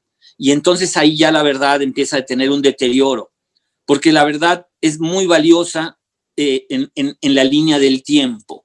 Mientras más rápidamente llegue la verdad, más importante es, porque si no en la línea del tiempo se va perdiendo y además ya encontrar la verdad en otro momento se convierte en algo ya muy difícil y de utilidad menor. No digo de poca utilidad, pero sí de utilidad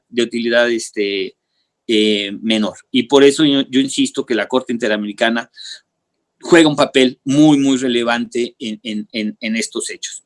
Por ejemplo, ahora que yo he escuchado que hay gente que piensa y dice que tiene que desaparecer la Comisión de Derechos Humanos, que la Secretaría de Gobernación se tiene que encargar. No. O sea, no puede ser juez y parte, Podríamos hacer modificaciones a la Comisión de Derechos Humanos, ¿no? Yo, en lo particular, yo he propuesto en varias ocasiones he propuesto que si bien es cierto, las resoluciones de la Comisión de Derechos Humanos no pueden aplicarse, solamente tienen que ser recomendaciones, ¿sí? No pueden ser vinculativas. Sí podríamos clasificarlas de tal manera que en un tiempo perentorio, dependiendo del tipo de violación, ¿sí? Pasaran a los congresos locales o al Congreso Federal, para que entonces, en función de su facultad republicana que tienen los congresos locales y el Congreso Federal, pudieran tener una acción porque sí tenían facultades legales. Y pedirle al funcionario del que se trate, ¿por qué no estás atendiendo la recomendación de derechos humanos? Y podríamos hacer un mecanismo que permitiera que la propia ley estuviera en dos instancias que tiene la facultad para poder intervenir, como son los congresos. Pero ahí la Comisión de Derechos Humanos tendría que jugar un papel muy importante en la recomendación y la solidez de la recomendación. Sí, por eso creo que la Comisión de Derechos Humanos debe de seguir, ¿no? Independientemente de las observaciones o críticas que se pudieran dar a ella, tendrían que seguir. Por ejemplo, nosotros en la resolución que sacamos sobre el tema de Aguas Blancas, declaramos la Comisión de Derechos Humanos de la Cámara de Diputados, planteamos la desaparición de poderes en el Estado de Guerrero, porque no había garantía, porque el investigador era parte del investigado. Entonces tendrías que desaparecer los poderes. No se dio ese supuesto porque el titular del Ejecutivo en el Estado de Guerrero se separó del cargo y siguió siendo investigado de otra manera. Lo que no podemos permitir, como también en el caso de Acteal, que terminó con la salida y la renuncia del titular de la Secretaría de Gobernación, lo que no debemos de permitir son las salidas políticas. O sea, la salida tradicional del sistema político mexicano, que es que caiga una cabeza y ya que sea la que pague. No. Las salidas políticas no. Porque las salidas políticas llevan un costo al Estado mexicano, sí, pero no garantizan la verdad a los ciudadanos. No la garantizan. Pero además no garantizan que no se vuelva a repetir. No. Lo único que propician es impunidad. Porque a veces ni siquiera la persona o el funcionario que se separa del cargo no necesariamente tiene la responsabilidad, pero es un costo que paga el Estado mexicano, que está dispuesto a pagar. El Estado mexicano en México, ¿sí?, está dispuesto a pagar mejor un funcionario que dar la verdad. Ese es un problema gravísimo de nuestro país. E insisto, por eso es importante la intervención de la Corte Interamericana de Derechos Humanos. A mí me tocó participar en 3 hechos relevantes, en mi opinión: Aguas Blancas, Acteal, Ayotzinapa. Pero, por ejemplo, también hay otro que a mucha gente luego se le olvida, que fue una matanza en Chimalhuacán, Estado de México, donde había un problema ahí de qué autoridad era la responsable. ¿Qué autoridad era responsable? Y terminó un civil en la cárcel pagando por ello a la fecha. Sí, pero ninguna autoridad, cuando fueron los cuerpos policíacos los que participaron. Y no hubo ninguna autoridad, insisto, no a las salidas políticas, sí a la verdad, sí al cumplimiento de la ley, sí al cumplimiento de los convenios internacionales que México ha convenido con otras instancias, particularmente con la Corte Interamericana de Derechos Humanos. Me parece que es la parte fundamental. Solamente una sociedad informada, ¿sí?, se puede conducir a sí misma de la mejor manera. No le podemos pedir a una sociedad que tome decisiones cuando no tiene el conjunto de la información sobre un tema particular. No se lo podemos pedir. Por eso el derecho a la verdad tiene que ser garantizado en estos crímenes, pero también en otras materias, como son las áreas, digamos que es mi especialidad, pues vamos a llamarle así, como son las áreas económicas y financieras. La gente tiene que saber totalmente en qué se gastan todos los recursos, porque ahí tienes un origen, cuánto se destina a seguridad pública, cuánto se destina a otras áreas, ¿sí? No intento con esto desaparecer el papel del Estado, pero me parece que el Estado tendría que estar por debajo de la sociedad, por debajo de los ciudadanos, y convertirse en un operador de las voluntades de los ciudadanos, y no convertirse en el principal violador de los derechos humanos. Pero no solamente el principal violador, sino el principal ocultador de la verdad, porque como tiene todos los instrumentos a su alcance, los desaparece, ¿no? Yo terminaría con esto, felicitando a mis compañeros que me antecedieron, esperando que lo que haya yo comentado haya sido de utilidad. Me parece que las experiencias de Aguas Blancas, Acteal, Ayotzinapa, Chimalhuacán, Estado de México, donde murieron 17 personas, son experiencias donde siempre está involucrado el Estado. Y por eso yo insisto, o sea, tiene que haber una instancia ajena, siempre, ajena. Y ahí es la Corte Interamericana la que nos puede ayudar. Y esa instancia ajena es la que nos tiene que ayudar a esclarecer y a que aparezca la verdad. El derecho a la verdad en una sociedad para los ciudadanos es fundamental, fundamental. No puede haber una sociedad que no tenga información y que no tenga derecho a saber la verdad sobre cualquier hecho, Ya no me quiero ir hasta 68 y el 70, pero pues a unos días de que sea 2 de octubre, pues sí sería interesante, ¿no?, que se supiera muchas verdades, porque eso fue lo que formó nuestra sociedad. Y todo el mundo tenemos que tener claro de dónde venimos y por qué venimos, y por qué el Estado mexicano actuaba como actuaba, y por qué ahora el Estado mexicano actúa como actúa. A fin de cuentas, no le dejemos la conducción de una sociedad al Estado, que la sociedad misma se conduzca. Pero solamente esto puede ser posible con acceso a información y, por supuesto, con acceso a la verdad, ¿no? Yo dejaría mi intervención ahí, esperando les haya sido de utilidad, agradeciendo de antemano la invitación y reconociendo a mis compañeros ponentes su gran capacidad. La verdad es que se los reconozco porque sé que han luchado muchos años, ¿no? Como decía Elsa Vivanco, bueno, pues a veces las luchas son de muchos años. Pues sí, las luchas son de muchos años, porque las convicciones no mueren con el tiempo, las convicciones se fortalecen con los años, y en consecuencia, habemos muchas personas que estamos convencidos que la verdad fortalece a una sociedad, y una sociedad fuerte nunca va a permitir atrocidades como las que se han permitido en nuestro país. Yo con eso terminaría. Muchas gracias a todos por su invitación. Diputado, muchísimas gracias. Sí dejó algunos minutos. Muchas gracias también por su generosidad. Sí, claro. Aquí comentaré nada más algunas cosas que están diciendo en el chat y después podríamos abrir preguntas que también están haciendo, pero bueno, Baguesa Josefina Bello dice que su ponencia fue excelente, que comparte totalmente su visión sobre la urgencia de garantizar el derecho a la verdad Y Gamaliel también dice que gracias por brindar su conocimiento y experiencia, que su ponencia realmente es importante. Yo nada más para cerrar, o sea, un poco, ¿no? Bueno, pues sí, comparto con usted todo lo que dijo, pero especialmente que Metepec, pues claro que es precioso. Y este asunto del derecho a la verdad, ¿no? Pues sí, es una obligación de los estados, lo es, ¿no? O sea, no recae totalmente en el estado, ¿no? El papel de la Corte Interamericana, yo digo, de verdad, lo hablo de manera así entre lo que escucho, un poco lo que he leído, ¿no?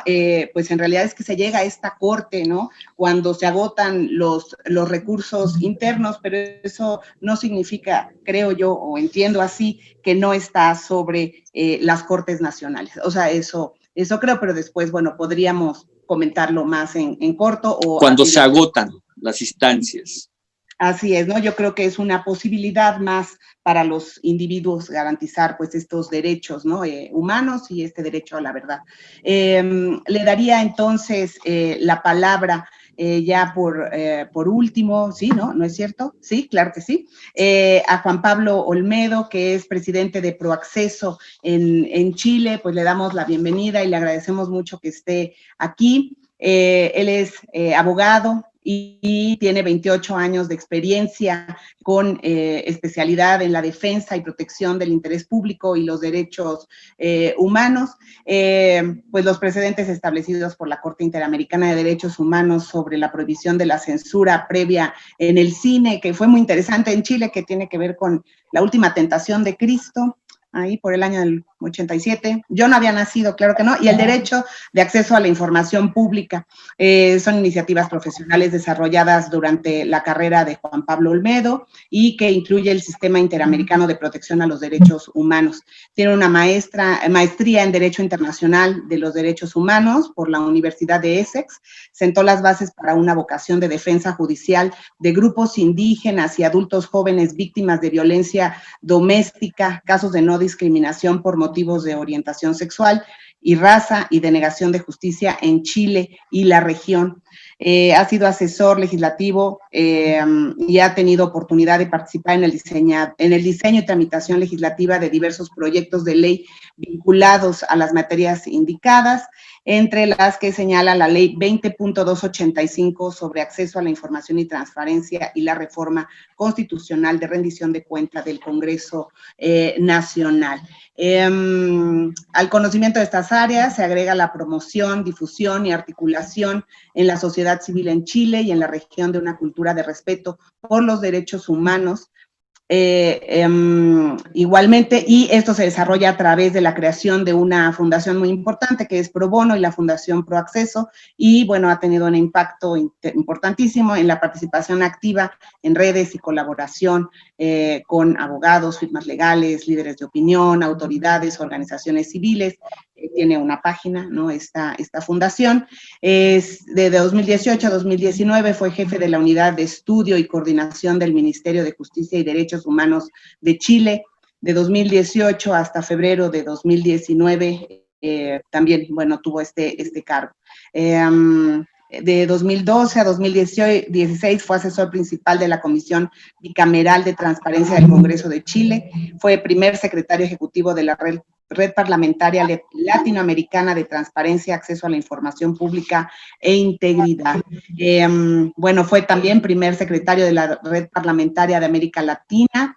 Fue responsable de la implementación de la declaración y la coordinación y establecimiento de la cultura regional de parlamentos abiertos, incluidos los parlamentarios, la sociedad civil y los parlamentos de países como Argentina, Bolivia, Colombia, Costa Rica, Ecuador, Salvador, México, Uruguay y Chile, etcétera, etcétera, etcétera. Creo que bueno, ya por último fue pues también responsable o es responsable del proceso de creación de la ley y la implementación que incluyó administrar un presupuesto de aproximadamente $6 millones, seleccionar y contratar personal, establecer la gestión interna y diseñar el plan de desarrollo estratégico del Consejo.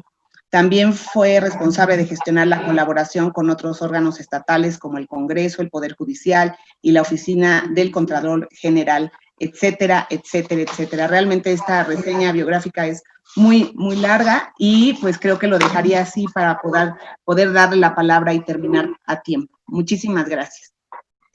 Gracias a ustedes por esa presentación. Felicitar, por cierto, la iniciativa del Senado, del Congreso y del Instituto de Transparencia de Ciudad de México. Y también saludar con mucho afecto y cariño a quienes me han precedido en el uso de la palabra y que es muy rico poderlos escuchar e intercambiar nuevamente reflexiones sobre nuestra querida Latinoamérica y en particular Chile y México. Este llamado a la reflexión a 4 años de la desaparición de los 43 estudiantes normalistas en Ayotzinapa resulta extremadamente importante. La impunidad y la corrupción trascienden fronteras y socava la confianza en la democracia representativa. Latinoamérica está indignada. En el caso que convoca la alta comisionada de Naciones Unidas para los Derechos Humanos, Michelle Bachelet, ha reconocido el importante rol que tiene la Comisión Presidencial para la Verdad y el Acceso a la Justicia en el caso. Sigue siendo apremiante conocer la verdad y la información respecto de esta situación. La codificación, y ya lo dijeron mis predecesores, del derecho de acceso a la verdad en el marco de la OEA es fundacional. Y a juicio y en opinión de la Corte Interamericana se refiere a la más completa verdad histórica posible. Verdad que tiene que ser demostrada a nivel oficial, tiene que ser aceptada y tiene que ser incorporada en la memoria histórica de la nación. El derecho a la verdad, ciertamente en su origen, se vincula estrechamente y de manera esencial con casos de violaciones graves a los derechos humanos, de tortura, de ejecuciones sumarias y desaparición forzada. Agregar a los antecedentes manifestados por el comisionado Guerra hace un momento atrás, solamente el informe de la Comisión Interamericana de Derechos Humanos del año 2014 sobre estándares regionales de derecho a la verdad, y más recientemente una iniciativa todavía poco conocida del año 2019, donde vincula el derecho a la verdad ya no solamente a estos casos graves de violación a los derechos humanos, sino también a investigar y sancionar la corrupción, particularmente cuando afecta a grupos desprotegidos, tales como el pueblo originario o en el caso de las mujeres. Durante los últimos 30 años, las víctimas y sus familiares en la región han privilegiado la justicia penal y la sanción de los responsables. Yo creo hoy día, en un análisis más macro, cabe evaluar la capacidad que tienen los sistemas procesales penales y el Poder Judicial en la investigación, y ciertamente el desafío que tienen para respetar los parámetros interamericanos de respeto al debido proceso, de respeto a la independencia judicial y también de respeto a la defensa.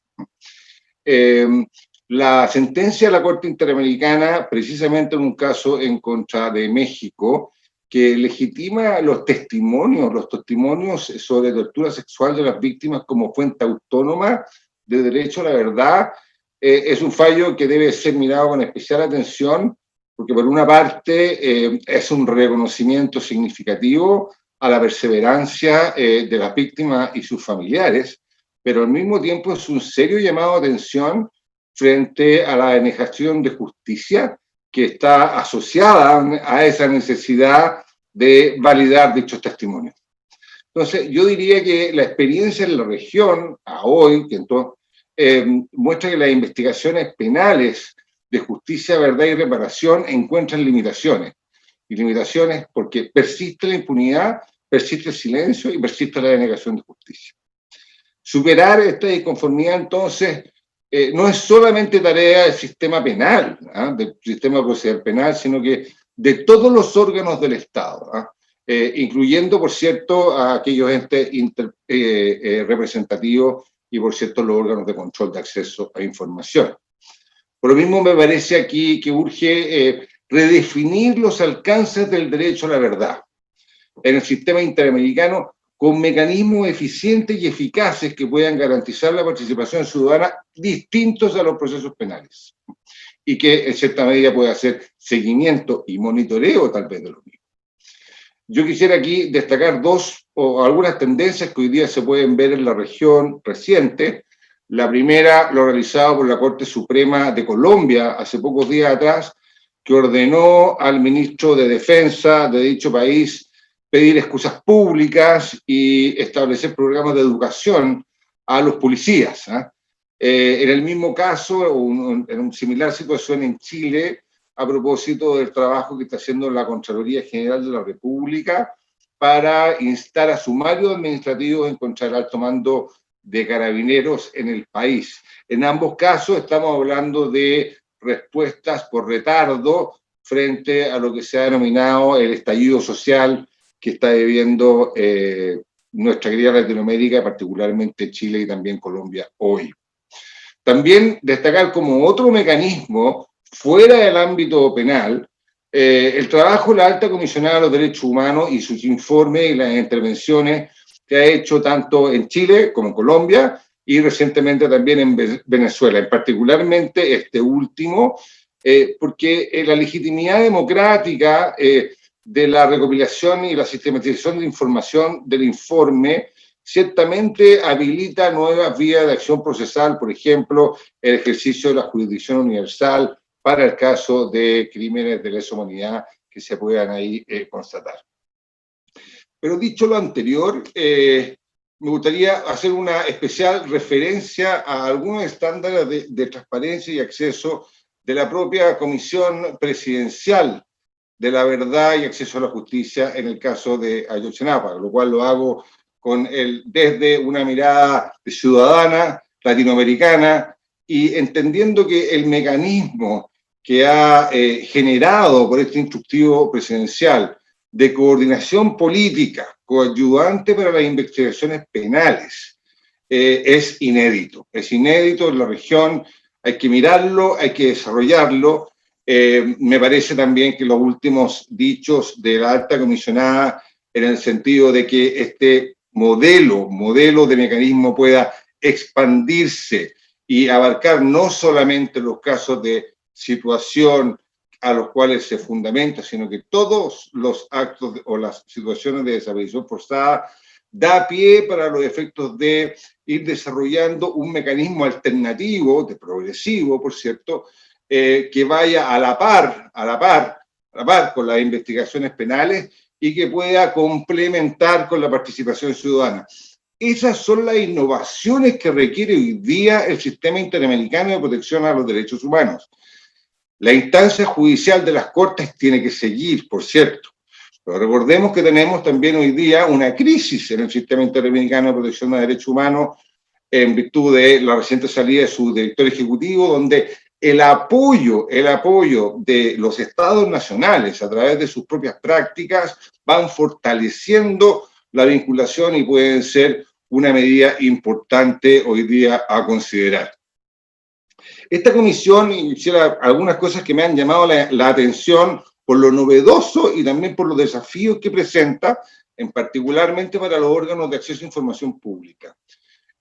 Lo primero es que está integrada efectivamente por familiares de las víctimas y también por 3 secretarías de Estado tremendamente relevantes, la Secretaría de Gobernación, Hacienda y Relaciones Internacionales, que a su vez tienen competencias para celebrar acuerdos y recurrir a la cooperación internacional.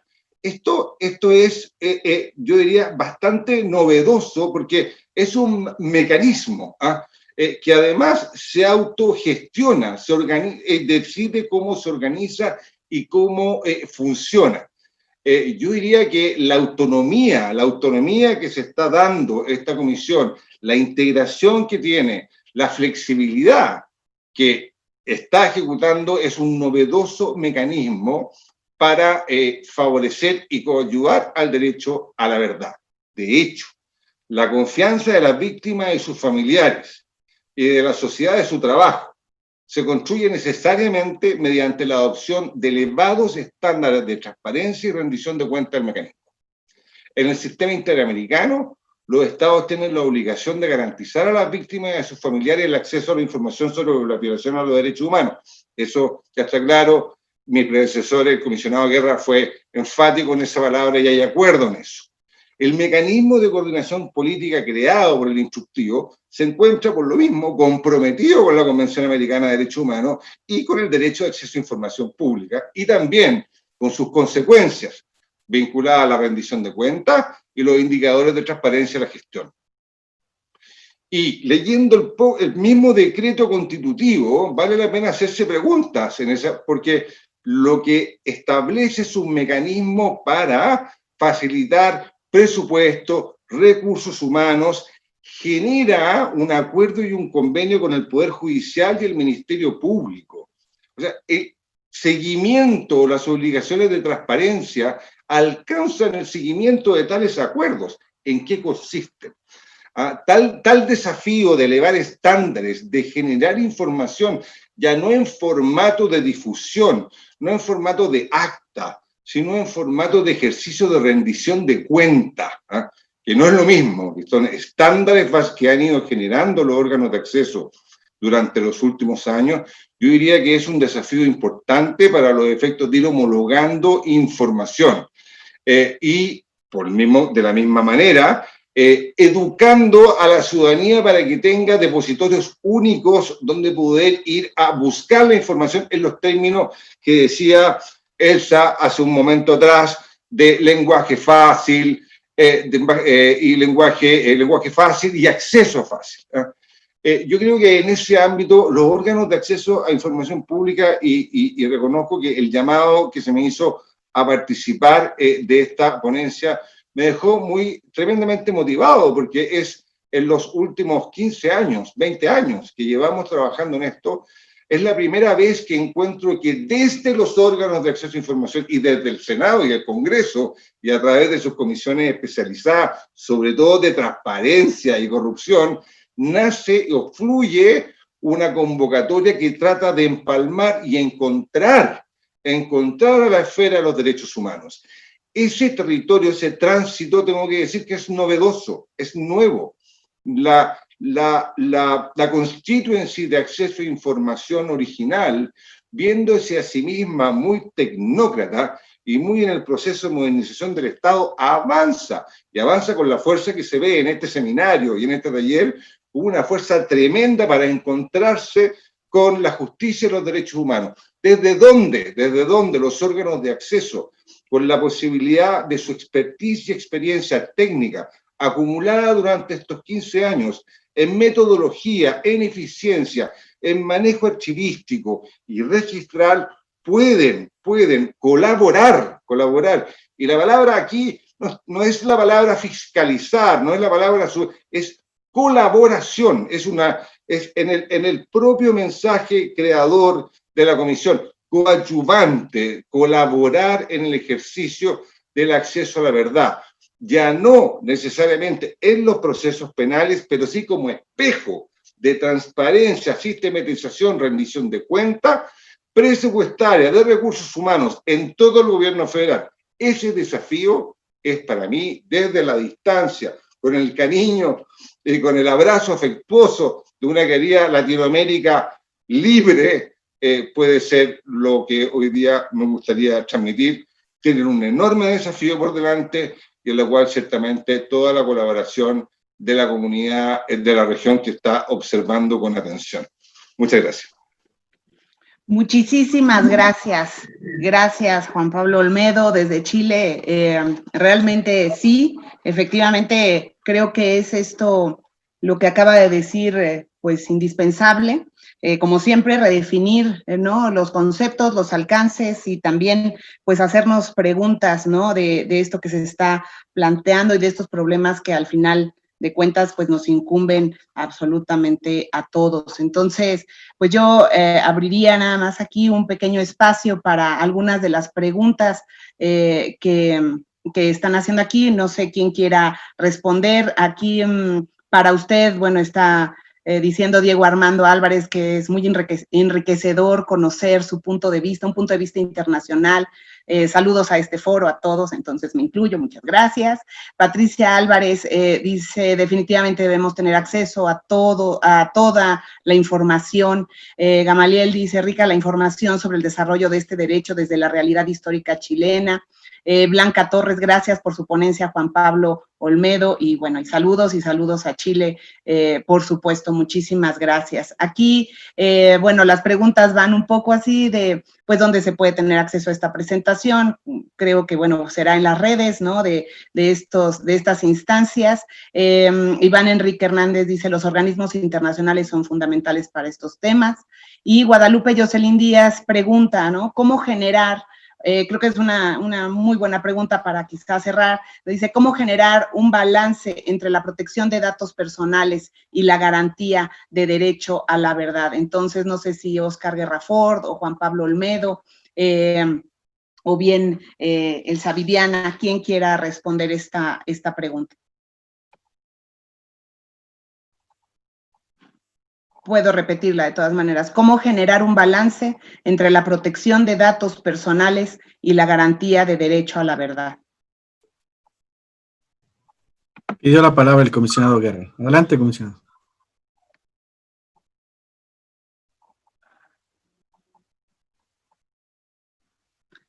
Perdón, ¿ya se escucha? Es que Se escucha perfecto, gracias. Bueno.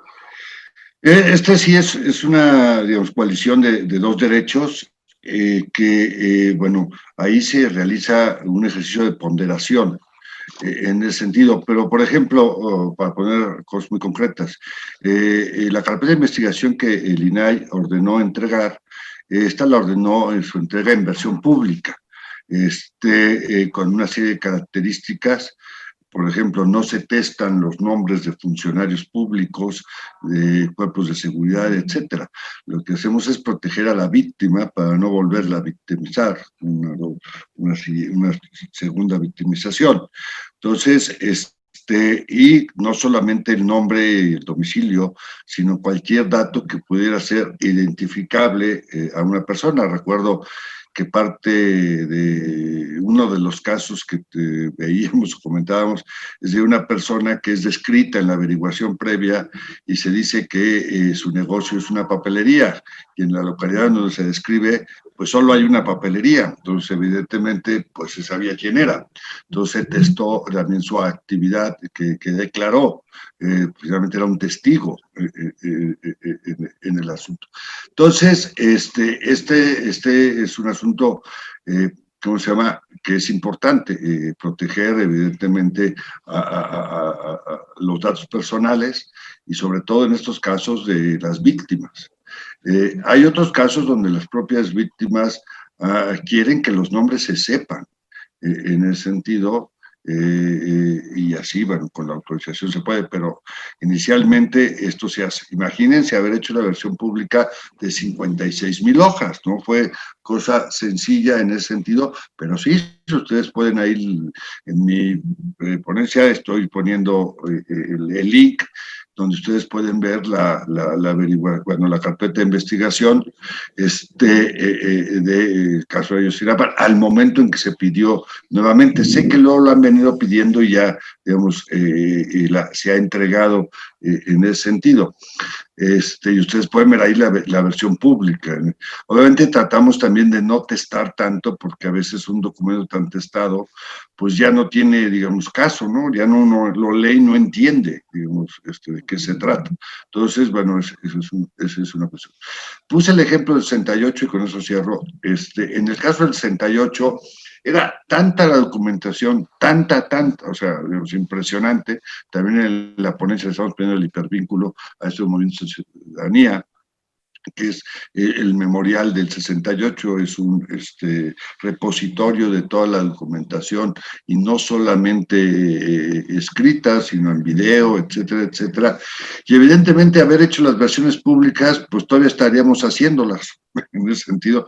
Y, digamos, dado la temporalidad de ese acontecimiento que sucedió hace 50 años, me estoy refiriendo cuando lo hicimos, ¿sí? No ahora, que como ya lo dijo el Serviano perfectamente, cumplirá 2 años más, sino cuando se hizo, perdón, 2 años más, sí, fue en el en el 2008 cuando cumplió. Entonces, en 2018, pero cuando cumplió los 50 años.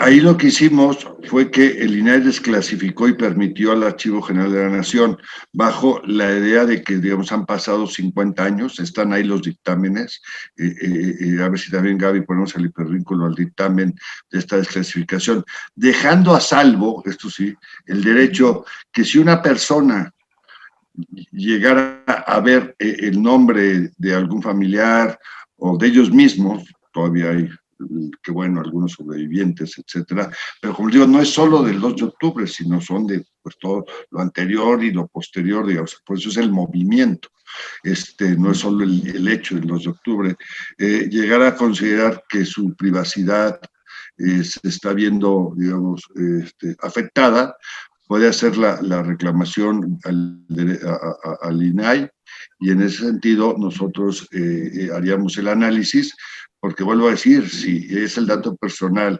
de alguien que no es víctima, sino al contrario de una autoridad, pues muchas veces nos han pedido para otras cosas que borremos o que mandemos a borrar esas cosas, pues no mandaríamos a testarla, pero haríamos esta ponderación de derechos, porque en el caso de un funcionario público o de alguien, si el nombre, digamos, tiene un interés público mayor que el derecho a proteger su intimidad, pues no, digamos, no se hace. Si fuese el caso que sí estamos perjudicando más a una persona en el sentido, al darse a conocer el nombre, pues con ese procedimiento y con la UNAM estuvimos de acuerdo, haríamos el análisis previo y entonces se testaría, digamos, sería casuístico. No hemos recibido, ya pasaron 2 años, en ese sentido hemos recibido muchas felicitaciones, eso sí, y sobre todo la UNAM, que sí, quien hizo todo este trabajo fue la UNAM, lo que hizo el INAI fue colaborar con la información que tenía el Archivo General de la Nación para que permitiera a la UNAM usarla y nosotros desclasificáramos la información confidencial que pudiera haber ahí por este asunto de interés público y dejando esta válvula de escape. Muchísimas gracias, Óscar Guerra Fort, Elsa Viviana. Nos quedan 5 minutos, creo que podemos extendernos un poco más. También aquí hay otra pregunta que creo que responde a lo que usted comentó, pero Viviana, le cedo la palabra, por favor. Gracias. Yo quería hacer nada más la aclaración abundando en lo que dijo Óscar, que no necesariamente entran en conflicto cuando se está haciendo una versión pública los datos personales y el acceso a la información. Es evidente que todo lo que tiene que ver con el quehacer del gobierno que está o de la entidad pública que esté en el documento, pues es público. Lo que se va a atestar en estos casos tiene que ver con información confidencial y esa información confidencial, cuando se quita, no debe entenderse que va con la finalidad de que no se conozca la verdad. Aquí estamos hablando del derecho a la verdad y el derecho a la verdad tiene que ver con los hechos, con todos los hechos que conformaron esa situación y en esos hechos toda esa información que se vacíe, que tenga que ver con la investigación y con lo que se está recopilando, evidentemente formará parte de eso que tendrá que hacerse público. Lo que se va a atestar tiene que ver con información sensible relacionada con la persona. Eso es donde tal vez en la información sensible habrá que hacer el ejercicio de ponderación que refiere Óscar, como en el caso, por ejemplo, de mencionar si la persona, su negocio era una lavandería y es del único lugar, bueno, pues esa es una información sensible que tiene que ver con la actividad a la que se dedica la persona y ahí se pondera que se va a resguardar. Pero en el demás, en el resto de los temas relacionados con los datos personales, pues es evidente que sí, que lo que hay que resguardar es esa información que no necesariamente tiene que ver con el nombre. El nombre igual y sí se da a conocer, porque además el hecho, al darse a conocer el hecho, ya se dio a conocer el nombre de la persona. Entonces ya sería inútil guardarlo, ¿no? Pero habrá en los documentos alguna otra información relacionada con esa persona, como como las circunstancias de que pues tiene 2 hijos, la edad que tenía, en fin, otra serie de datos que estos datos evidentemente por resguardar primero la privacidad tanto de la familia como de la persona que aunque ya no esté, sí están protegidos sus datos personales y aquí lo hemos platicado también que las personas fallecidas también tienen esa protección. Eso no quiere decir, y sí es importante para todos los colectivos y los que nos dedicamos a estos temas, es importante entender que el que se salvaguarde ese tipo de datos no implica que se esté negando el acceso a la verdad y al contenido del documento. Por eso es que no hay que ver siempre como que cuando se entregó una versión pública, necesariamente al testar eso ya se está ocultando la verdad. No, se está resguardando la vida de la persona que, en el caso, les digo, de información sensible, es como hay que valorar hasta dónde se da y que no se da cierta información que tiene que ver con esa confidencialidad. Pero no necesariamente es un tema de que entren en conflicto, no sea en todos los casos, ni tampoco se trata, y esto hay que dejarlo muy claro porque es uno de los reclamos muy intensos que hacen quienes acceden a los archivos públicos, que consideran cuando ven testado algo que ya se les está ocultando alguna información, y no necesariamente es así. Tiene que ver con la privacidad de la persona, que habría que analizar también en algunos casos, que también con ese pretexto algunos testan de más, ¿no? Pero hay que analizar esos puntos porque creo que no en todos los casos se está negando esa información y que no necesariamente están entrando en conflicto, ni no necesariamente se está haciendo un ejercicio de ponderación. Gracias. Muchísimas gracias, comisionada. Pues estamos sobre el tiempo en realidad. Aquí Gabriela Montes compartió la página de www.memoriayverdad.org.mx, a la que ha hecho referencia Oscar Guerrafort. Nayeli los felicitan, bueno, a todos los ponentes, al foro en general, pues agradecen. Hubo pues ya más preguntas que creo que respondió ahora el Sabidiana, ¿no? O sea, cuáles eran las acciones o iniciativas en materia de información y protección de datos, en fin, etcétera, etcétera. En realidad, bueno, yo les agradezco muchísimo, ¿no? A quienes, pues, correteé, ¿verdad?, de la manera más atenta, pero, pues, en realidad fue una mesa, pues, muy, muy interesante, o sea que, pues, en realidad nos compete a todos, ¿no? El derecho a la verdad, pues sí, es una lucha, como se dijo, una obligación, una consecuencia jurídica necesaria, ¿no? Que compete a la sociedad, a los individuos, pero pues a la sociedad en su conjunto, ¿no? A la sociedad civil, a los estados, a las víctimas, por supuesto, a la academia, ¿no? Entonces, pues nada, aquí hoy también pues se ha hablado de archivos, de este acceso a la verdad. Hoy tenemos, o sea, la oportunidad increíble, ¿no? De tener un recuento casi completo de los acontecimientos históricos modernos en el mismo momento, pero desafortunadamente esto no está sucediendo porque la gente no dice la verdad, porque los crímenes se cometen y se encubren y los gobiernos tienen secretos, ¿no? Creo que la historia, yo como historiadora, bueno, pues sí creo en esta necesidad de transparencia y que hay una necesidad también de transparencia gubernamental y de documentar y de comprender, ¿no? O sea, con mucha precisión los motivos, las acciones de otras personas que afectaron a 43 o a 100 o a 1000 o a millones de personas, ¿no? El día de mañana, bueno, tendremos el cierre de este foro, será la mesa de archivos y derecho a la memoria a 62 años del 2 de octubre. Ojalá, bueno, pues todos puedan estar aquí. Yo de cualquier manera, bueno, les agradezco, o sea, todo lo que escuché, lo que aprendí, y a todas las personas que escribieron en el chat, que se conectaron pues a través de las redes, y por supuesto al Info, a la Cámara de Diputados, a la diputada, a la senadora, a la Cámara de senadores, a la senadora Eunice, al presidente de Info, en fin, a todos los comisionados y a quienes estuvimos aquí esta mañana. Muchísimas gracias a todos. Invitamos a las personas integrantes de la mesa a prender sus cámaras para llevar a cabo la foto oficial. Unos segundos más. Muchas gracias. De esta manera concluye la Mesa 2, el derecho a la verdad en el Sistema Interamericano de Derechos Humanos. Los invitamos el día de mañana a seguir con los trabajos del foro. Agradecemos a todas y todos los que siguieron la transmisión por redes sociales. Que tengan un buen día. Maestro Juan Pablo, Donají, Oscar, comisionado Oscar Mauricio, compañera Peralta, Eunice, senadora, qué gusto que hayan estado con nosotros. Muchísimas gracias, presidente. Gracias a todos. Un abrazo, hasta luego. Muchísimas gracias. A todos los que nos escucharon y gracias a todos por participar con nosotros. Hasta luego, buen día. Saludos hasta Chile. Hasta luego a todos. Que estén bien. Buena tarde. Cuídense. Muchas gracias a todas y todos. Un abrazo enorme. Un gusto estar Gracias, con Julio ustedes. César. Chao. Gracias por todo.